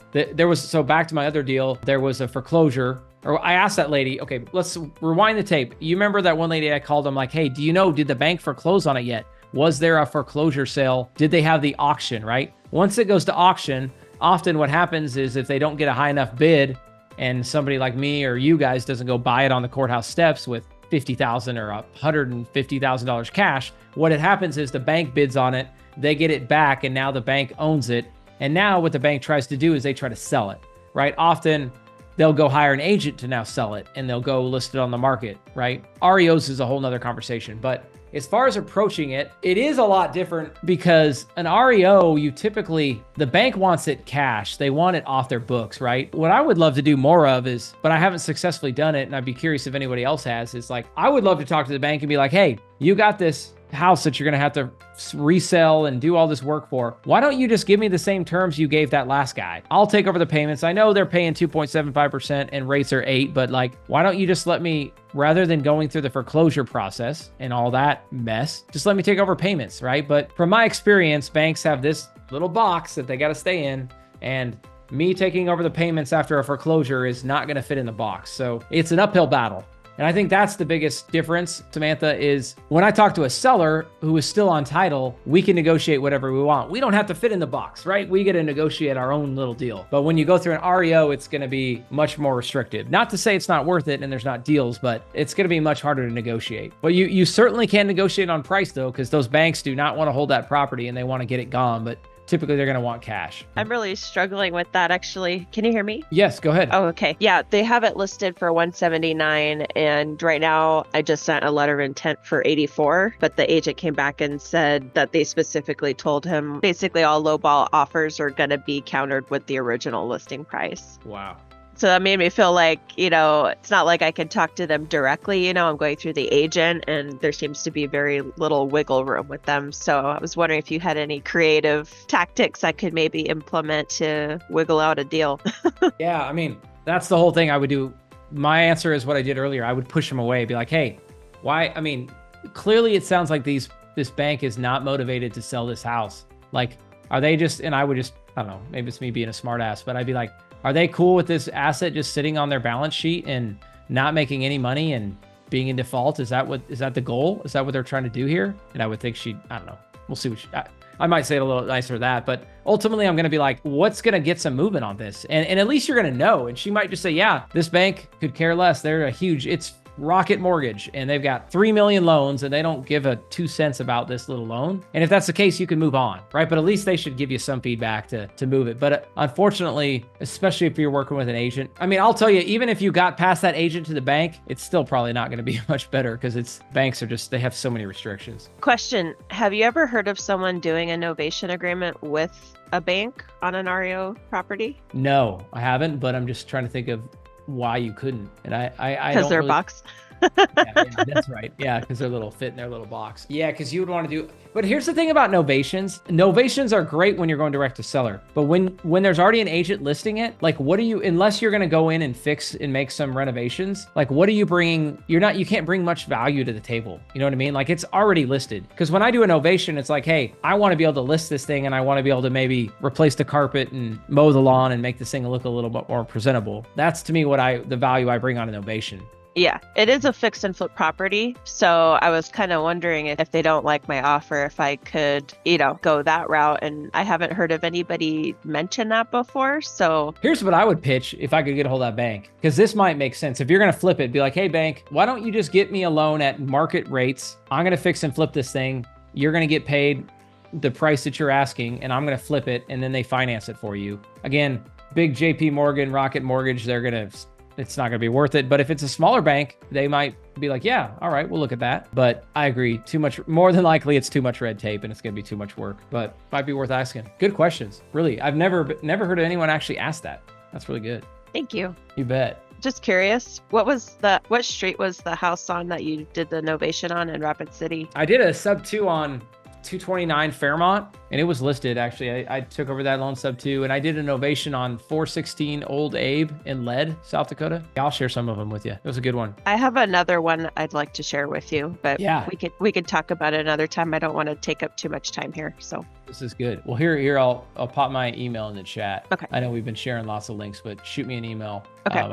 Yeah, I'd love to talk about some of that. I think I'm pretty excited about that area, as I'm sure you are. A lot of stuff happened. A lot of good, positive things happening. Okay. All right. Let's go to another deal and keep working a couple of these. Okay. So this next one is, I'll go back to sharing my screen real quick, guys. Hold on. Maybe. Gotta find it. Casey, can I ask you one quick question? Absolutely. I want to know, how can I register for the No One Left Behind Challenge? Is it the same one as a sub 2? You know what? If Victoria's still on the line, I wonder if Victoria can give you the link. If not, bank him. I will send you a link at the end. But I know, so they're in the middle of one now. I'm not sure at what point they're going to open up the November one. But I would, you know what? You're just keep an eye on your email. I'm sure they're going to be opening it up in the next couple of weeks, I would think. Yeah, I know. So you're talking about sub 2 No One Left Behind Challenge, right? Yeah, exactly. Yep. Okay, no problem. I have to get up here because I have a CRM Zoom call for CRM setup. So I'll see you next week then. Thank you. That's great. Thanks, Bankim. All right, bye-bye. All right, here we go. Joel got this deal. Is willing to get on the phone with Casey and their seller. Ooh, I like this. Agent is unsure if owner would be open to taking payments on their equity. Has been on the market for 2 months. They're competing with the builders, bringing down the price. FYI, great school district, Folsom, California. Cool. We'll call these ones. Yeah, let's give this one a try. We'll open it up on Zillow too. I'll be honest with you guys, I do not love the California leads just because California is I think a tough market. But I don't know, if I was going to do a deal back to the novations, keep coming up today. If I was going to do a deal in California, it would be a novation or a wholesale. Probably you're not going to see me doing a buy and hold in California anytime soon. But some people do well. You. I support that. Yeah. All right, let's try. Okay, so this is Araj. Your call has been forwarded to voicemail. The person you're... We'll double dial them real quick. But these ones highlighted in green, I'm going to work through, guys. Been on the market. This guy's got a sub 2 offer. Your call has been forwarded to voicemail. All right, Joel's got another one on Big Bear Lake. Let's try this one conventional. Look at these great loans. I do like this that the way these filters come is these are all like super low interest rate loans. Hello? Hey, I want to make sure I pronounce your name right. Is Harnoosh? Right. Okay. Harnoosh. Okay. This is Casey Gregerson giving you a call. I know. I think you talked to Joel, one of my partners, about that house in Big Bear Lake on Club View Drive. Probably. I'm sure you've talked to a lot of people, huh? Yeah. This is a new listing, huh? I saw it's only been on for a couple days, huh? Or less than a week? Oh, with Joey, you said? Yeah, with Joel or Joel. Yep. Oh, okay. Yeah. Uh-huh. Okay, awesome. On Big Bear Lake. Wow, it's a pretty house. So I'm gonna jump in. Like, I'd love to talk to you about. I know Joel kind of talked about. Sounded like you guys had a sub 2 offer, huh? But it was rejected. Wait, can you give me a call like in a couple of hours? Because I think it's not the perfect time for me to talk. That's okay. Not a problem. Yeah, let me try you a little bit later. Not a problem at all. You're welcome. Okay, we'll talk soon. Thanks. Bye. All right. She was not ready. At least she answered though. Unlike last week, every agent we called wouldn't even pick up. Another one for Joel. VA. Owner of the house is an agent. Oh, okay. That makes it easier. Wants all of his 80K in equity up front. Of course he does. I explained to him that if we come up with 80K down on the deal, it wouldn't be a deal for us. He was angry about that. His biggest concern was not having any recourse if we stopped making payments on his equity due to the first lien on his property. Okay. This is a good problems to profits deal. It's probably a long shot, but let's see if we can get Mark to yell at me for trying to pitch a sub 2 5655. Okay. Hello? Hey Mark, this is Casey Gregerson. Give me a shout on that house that you got listed. Sounds like you're actually the owner too on Dina Way. Yes. Hey, you got a couple quick minutes? Sure. Cool, man. All right, so I'm gonna try not to make you mad like some of the other investors have. Have a lot of people presented like a sub 2 or a creative finance offer to you on this one? Yeah, I'm not interested. Really? I'm just curious, like how many calls do you think you've got on this property, people pitching that? Like 5. 5? I ignore most of them because I'm an investor myself. You are? Okay. I don't even know if I'm selling it at this point. I think we're figuring out some other thing to make it work. Okay, I gotcha. Okay. Yeah, it's not a property for investors, to be honest. Really? Just a retail house, you're thinking? Yeah. A retail. I'm not willing to sell it at a discount, and I'm not willing to do the creative finance. Got it. Oh man, the only reason why we called and flagged this one and liked it was your rate, man. It looks like you got like a 2.2% VA loan. That's crazy. It is, yeah. But again, everybody that wants to do that isn't also, or for the most part, wanting to like, oh, we'll give you installments of like over a 5-year period for the other equity. I'm like, I'm not doing that. Got it. Because you just need, what was the motivation for selling? Is this, you need the cash for another property or? Yeah, just need cash. My other business would slow down and I buy and sell properties as I need to. So, got it. I'm in the middle of something, I gotta get going, but you have a good one, all right? Hey, cool. Sorry, last one. It shows you owe about 467. Is that roughly ballpark true? Yeah, about that. Okay. Well, let's stay in touch, man. If you get an outright buyer, great. But I mean, or if you start to run up against I don't know. The equity looks a little bit tight. So yeah, man, I'd love to take advantage of that and be able to give you some cash up front. But I understand if that becomes an option, just give me a shout. All right, sounds good. Cool. Thanks, Mark. Okay, bye. All right. I tried a different, yeah, you're right. I thought angry Mark was coming, but I guess I combated that by just making fun of wholesalers and us creative finance people. That was honestly, that was an honest question I had too. I'm like, I wonder how many people are blowing this guy up. But yeah, so that's just an approach too, guys. Like when you get somebody like that, you try to get his walls down, open him up, because he's an investor, right? I talked about this a lot on our calls. It's like you got to match their pace, match their tone, their tonality, and also just match their like sophistication and or just like their language, right? And what they understand. Just speak to them like that guy's an investor. Therefore, I'm going to speak to him like that, right? But I'm not going to speak to an agent or somebody who's never heard of sub 2 in the same way. But cool, let's keep working that one. So I'm going to more feedback on this one. If Joel was, or I think this was Joel. Let me come back here. Joel, if you're watching this recording, I would, this is one I would do just what I did, right? Be like, hey, this is what I can do. We like your loan. I mean, the way I'm looking at this is like, I'm on the call right now. When I was talking to him, he was willing to talk about it. I was like, why don't you talk to my partner, Casey? It seems like you're really concerned about not having any recourse regarding, because he was open to it. He was like, yeah, it's just, he was like, I don't have any recourse if you guys stop making my payments. And I was like, you know what, that's really a concern that's valid, and you should really talk to my partner Casey about it. I'm sure he can let you know how that would work out. But when I was talking to him, yeah, he was upset, but he was actually willing to talk about it. It's just, I think that was from like 2 weeks ago, so they might not even remember these conversations, you know. Yeah, good point. Yeah, man. So I take it back. That's a good one. You're right. Because anytime I'm just overcoming like a fear, like you're spot on, Joel. Like, yeah, because if he didn't even let me get to it. But if I could have been like, hey, tell me about your worry about the recourse, because like, yeah, you're going to be secured. But good point. Yeah, honestly, I should have went right there into it, try to get him before he wanted to get off the phone. Yeah, he was a little rushing, but yeah, just thank you for that. I need to be back. Man, all good. Let's go with this one. From Deborah, agent waiting for a call back. Let's try this one. 816. Calls are recorded for quality and training purposes. Oh, wow. One thing, guys, is if we can get cell phones, obviously that's preferred. And even if, I'm assuming Deborah talked to this one. Hello? Oh, you know what, though? Let's just do this. We'll circumvent that, and we'll go in here. And, well, actually, I bet it might be the same number. Let's see. Okay, 813-321. Oh, wait. Amber Ryan. Oh, yeah, here's the second number. We just put in the wrong number. That's the one we want to call. 816. Because you guys can see this is like their team. This is a brokerage, and this is the agent's number. So this is the one we want to put in here. 848-2606. Hello. Hey, Amber. This is Casey Gregerson. Give you a quick... Hey, doing good. I'm just calling about the house on 431 North Drury in Kansas City. Awesome. Cool. I know. Do you remember? I don't know if you remember this, but this was about a week ago. Deborah's on my team. She gave you a call about this one. Or you guys get a lot of calls, I'm sure. That's okay. You don't have to remember it all. Anyway, I guess here's the kind of thought on this. I'm going to jump right into it. So I'm an investor. Before you hang up on me, we buy, like, I can give you a cash offer on this house, but what most, honestly, I would say 90% of the properties and the rental properties I bought in the last year, I bought them using creative terms, meaning like I either took over their loan or they owned it free and clear, and we were actually get the seller more money out of it. Do you think, I mean, based on this situation, I guess, has anybody made you guys like a creative finance offer on this one? We have gotten quite a few creative financing offers. It's just not something my seller is capable of taking on. Got it. It's not the right situation for him. Got it. If you don't mind me asking, is it just more of like, does he just need all the cash out for like a pay off debt or something, or? No, it's not even that. So he actually enlisted in the military, so he doesn't have any access to like any kind of communication with us. We're doing this all through like his parents, since they have power of attorney, and in the letter that he wrote, what he wanted to do, creative financing is not an option. Oh, shoot. Man, that sure doesn't make your job any easier, does it?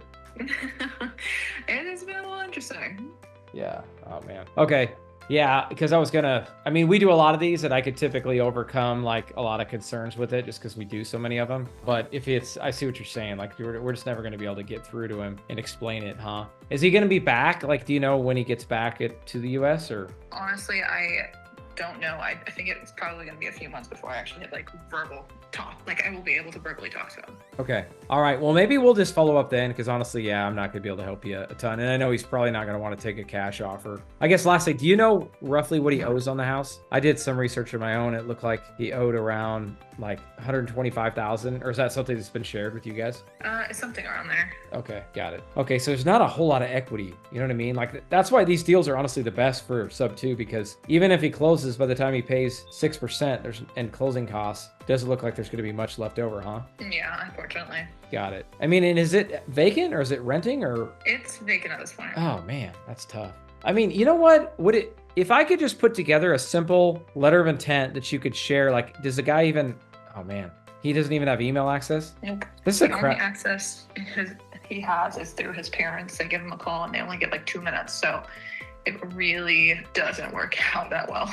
Man, because like it looks like it's because I'm assuming I just did some research. His payment's around $730 a month. Like, so he's just losing that every month until this thing sells, huh? Correct. Okay. Yeah. I mean, that's what I really want to try to put in front of him. Be like, hey, you could stop making those payments and get this thing done. And I don't know. I mean, do you have any other ideas other than I'd like to just give you a very simple one pager that says, hey, here's what we're going to do. It's going to stop his payments. We can close quickly. And at least he could get rid of that payment. Do you think you could share that with the parents? I can try.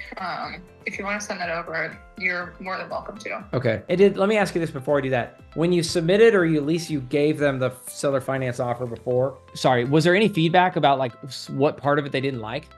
It's just the straight fact that their son has said that he does not want to do seller financing. Okay, got it. Okay. Well, maybe I'll just put a couple lines in there about like why. I mean, people do this all the time, and especially in situations like this where they're just, I hate to use the word bleeding, but they're just bleeding out every month. They're bleeding out $750 a month. And then what's he waiting for, right? Like, he's not even going to make any money at the end anyway. Sorry, I'm not trying to dog on him. I just want to help, you know? Right. Yeah. I mean, they're very set on not doing seller financing. So if that is going to be the offer, I know that what the answer is going to be. And it just is what it is with that. Okay, got it. Okay. All right. Any other 2 cents? Because the reason I'm not giving up is like, this is perfect for sub 2, just because he doesn't have any equity. But you just think he's just going to continue to lose his money every month and just bury their head, and the parents are just going to bury their head in the sand and let their son lose money every month? I don't understand it. Unfortunately, this is just what he is asked to do. So I have to do what he has asked. And his parents are just following what he has said. All right. Well, maybe that's what I'll do. I know you can only do so much. So what I'll do is get you something in writing that way you could show to the parents. And then I know the answer will probably be no, but I don't know, sometimes seeing it in writing, hopefully they'll at least read it and might help out. Okay. Awesome. Okay. Thanks, Amber. I appreciate your time. Of course, I'll talk to you later. Okay. See ya. All right, guys. Stop sharing. I mean, yeah, did you guys see why I went so deep on that one? It's like, I bought a deal just like this, like 4 or 5 years ago in Gillette, where literally I took over the lady's loan and she just like, and her payment was like $600 a month. And she just didn't, but like $600 a month was a lot for her. And I turned around and rented it for like $1,300 and I still own the property, and she was happy. Everybody was happy. And it's like when they don't have much equity and they're just burning that, especially it's vacant. But I don't know. You guys have any other 2 cents? My thought is put something in writing, and maybe maybe it will penetrate the ignorance, and they'll read it and give it a shot. I think there's definitely, of all the deals I've looked at, that one looks good. I think I like the Kansas City market. I like that the payment's really low. Pictures look good. So anyway, we can talk offline on that one, Arian and team.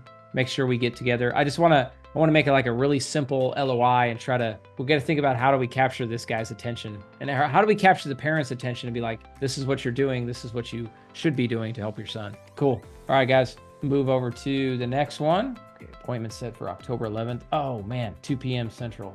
Oh, wow. Holy cow.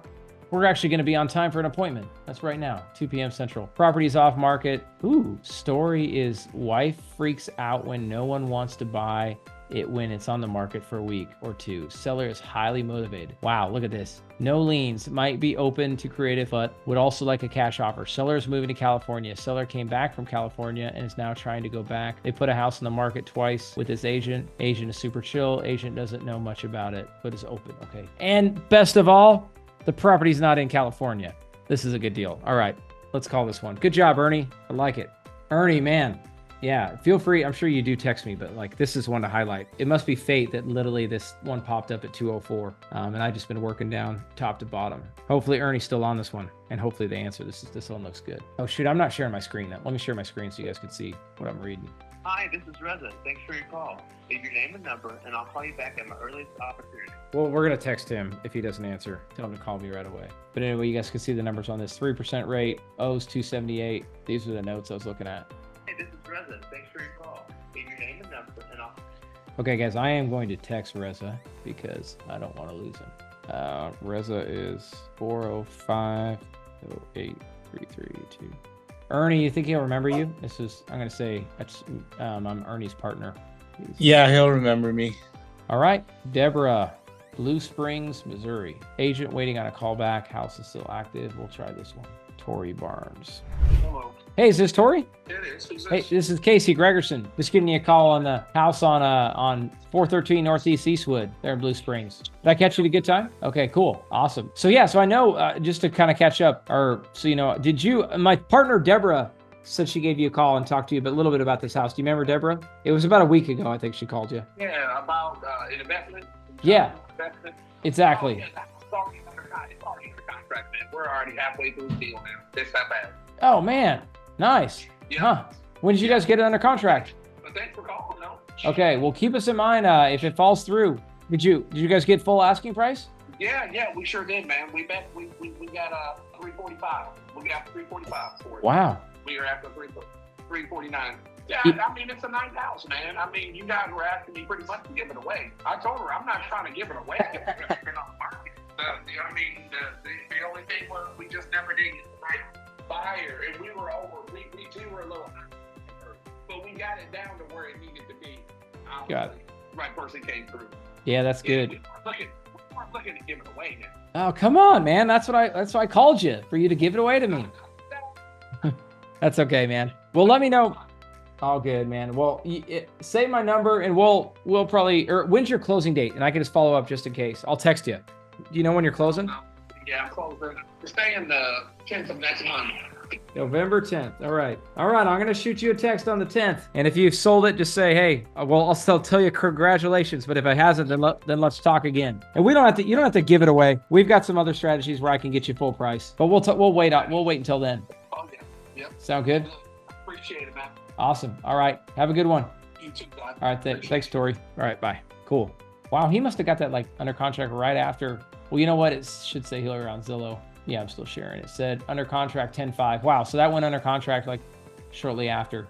So Deborah, nice job. But anyway, we wouldn't have competed if you got a full price. But as you guys may or may not know, it gets pretty, like when you've been sitting on the market for 75 days and then what's he been on the market for? Yeah. On the market for 70 days. And then when you go under contract and then they back out on you, your motivation starts to change. So I definitely, if we could get somebody on the team to basically just schedule a text to go out to this guy on November 10th and just check in on him, that would be next step here, which I should be doing this in real time, but I'm going to pop that in here. So Casey's notes, text on 11/10/2024 to see if this one closed with his current offer. All right, keep working down.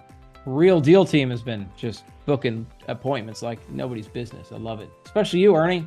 Look at all these ones coming in from Ernie. All right, Ernie, set for October 11th. All right, I definitely missed that one, but I'm about 30 minutes late, but let's give him a shout. 918-607-7975. Marie. So appointment, this is package. Oh, here's the package of 26 properties. We've been talking about this one, Real Deal team. Come on. Hello? Hey, Marie. This is Casey Gregerson. Sorry, it was really weird. The phone didn't even ring. That's kind of strange. But anyway. Trying to reschedule our time because I'm not able to meet. Oh, okay. Yeah. That's okay. When's a good time to call you back? Either on Sunday or Monday. I forgot that I am out for the weekend. That's not a problem. Yeah, Sunday. You know what, Marie? Let me just text you on Sunday, and then because that way we can. I know Sunday's a family day, but I don't mind doing it. We'll just play it by ear. Sunday morning. Yeah, no, that would be fantastic. I'd appreciate it very much. Okay, thanks. We'll talk then. Great, talk then. Bye-bye. Bye. All right. We'll have to record that one for you guys. All the anticipation, but we'll have to wait. Wait till Sunday. Sure. Okay, this is a package. Wait. Oh, is this part of the same package? I would assume. Yeah, okay, same deal. Okay, took it off market. Here's another one from Joel. Ooh, guys, I love these ones that would have been pulled off the market. These are good ones, right? Because now not everybody's looking at it. So quickly reading through this. Took it off market due to not selling in the time frame and price. New pregnant wants to buy new home. Roof is unknown. Housing updates. Tried pushing for Casey to get on call with the agent and seller. Better to explain. Yes. Okay, they're open for a call. All right, Joel. Let's try this one. 918-781-2563. And guys, I'm definitely jumping in, not building enough rapport. So don't do everything I'm saying.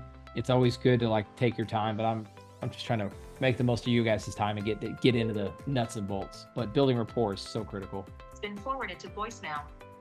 My hope though is Joel spent some time building rapport when he talked to her. So if you guys aren't doing that, you guys definitely take some time to get these know these people. What would be helpful even more is if you guys put some notes in here about if you're talking to the seller, I mean, even the agent, building some rapport with them can be good to kind of get their walls down. But especially if you're going direct to seller, if you could put some notes about the seller, maybe some talking points, what they enjoy doing, their kids, situation. Hello. Hey there, Holly. It's Casey Gregerson. How are you? Good. How are you? Good. Yes, I'm with, actually, I think it was my partner, Joel, talked to you last week. We're actually on a team together. So I buy properties across the country. I actually grew up in Wyoming and live in Houston, so we do a little bit of everything. Did you remember talking to Joel? He called you a couple. The property on Evanston. Yes, ma'am. 1219. Yep. Yeah, you got a couple quick minutes? I won't take too much time. Can you call me back in 30 minutes? Yeah, I should be free then. Yeah, you tied up. Call me back in 30. Thank you. Okay. All right. Sounds good. Thanks. Bye. All right. We will call her back in 30. All right, Samantha, let's try yours. 10-4, follow up, see if house is sold yet or not. Seller might be open to sub 2 with 60K or more down, has 5 kids, needs a 1-story house, Kansas City. Let's see if he's under contract first. Looks like it's still active. Oh, wow. Nice house. Or nice looking house. The pool. All right, let's call Krishan. 816. Your call has been forwarded to voicemail. The person you're trying to Your call has been forwarded to voicemail. The person you're trying to reach is not available. At the tone, please record your message. When you have finished recording, you may hang up. Hey, Krishan, this is Casey Gregerson. Just giving you a call in the house on 9526 Olmsted. I think you talked to my partner, Samantha, about a week ago about this one. But anyway, wanted to follow up, see if you guys had actually got this under contract. If not, I'm super interested. So if so, you can call me back or text me, whatever's easy, but I'd love to hop on a call and talk some more. Thanks. All right, so we went through all the green ones. Let's do a couple more follow. Let's go back to my messages. Okay, let me see about, I want to try the one, because we didn't get a hold of that one really hot lead, guys, that is, just 1 second. It's the one in Ogden. She didn't answer yet, right? No, they're all blending together. Okay, let's try her again. So guys, this is the lead that we talked to last week that was very much into seller financing. Hey, Casey. Hey. I'm just in an appointment. I got your message, but Okay. I'm just in an appointment, so I'll call you when I'm done. Okay, no problem. So sorry. Yeah. Yeah, I'll catch you. Okay, no worries. Okay, thanks. Bye. All right, guys. So we'll wait for her. I got a couple more callbacks, but okay. While we're waiting, we can kind of wrap up today, and I could record some more just on a different Zoom, guys. But any questions anybody has? We're probably gonna wrap up here, but I want to open it back up. Awesome, you bet, guys. Well, let's wrap it there. Who knows when a couple of these other people are gonna call, but I'm gonna do my best to record them for Real Deal Team. But for the rest of you guys okay, hold on. Yes, Samantha. Yeah, let's go. Samantha, we can, yeah, you know what? I'm gonna sign off. I'll let everybody run, but I'll keep it recording, Sam, and we can, because somebody else might have the same question. But for you guys, we'll talk next week. We got our subject for next week. We're gonna be talking about novations, diving deep. I'll make sure we bring you guys some good case studies. And yeah, and I'll tee up some calls that are literally, because we pitch novations all the time. I bet I bet it's close to 40 to 50% of the deals we close are some form of a novation. So we do a ton of them. I'll get you guys some cool live calls, but here's where you guys come in. You guys got to bring your own novations, all right? I want somebody to bring a deal that they think, hey, here's a good option for an novation, but I'm stuck here, or because I want you guys to go as far as you can, but if you can't, wherever you get stuck, schedule them for next Friday and we'll give them a call. Cool. And looks like Casey, I've got a buyer for you. We'll shoot you a message. Awesome. So cool, guys. But anyway, tune in next week. And last of all, if you guys enjoyed it today, please go share something in the sub 2 group. Just kind of share a takeaway, whatever you learned. I really want to show people what they missed, so they'll tune in next week. And if you guys could not only bring a deal next week, but bring somebody else who you think might be interested in novations, that'll help us tremendously. All right. I want to double. We were close today. Our goal was to get up to 100 people on the call today. I think we're pretty close. So I think if we get the word out that we're going to be working through novations and actually solving novations live, I think it's going to be it's going to be a great Zoom, and keep bringing the no one left behind calls, guys, too. So we'll do that second half of the call and novations on the front half. So appreciate you guys.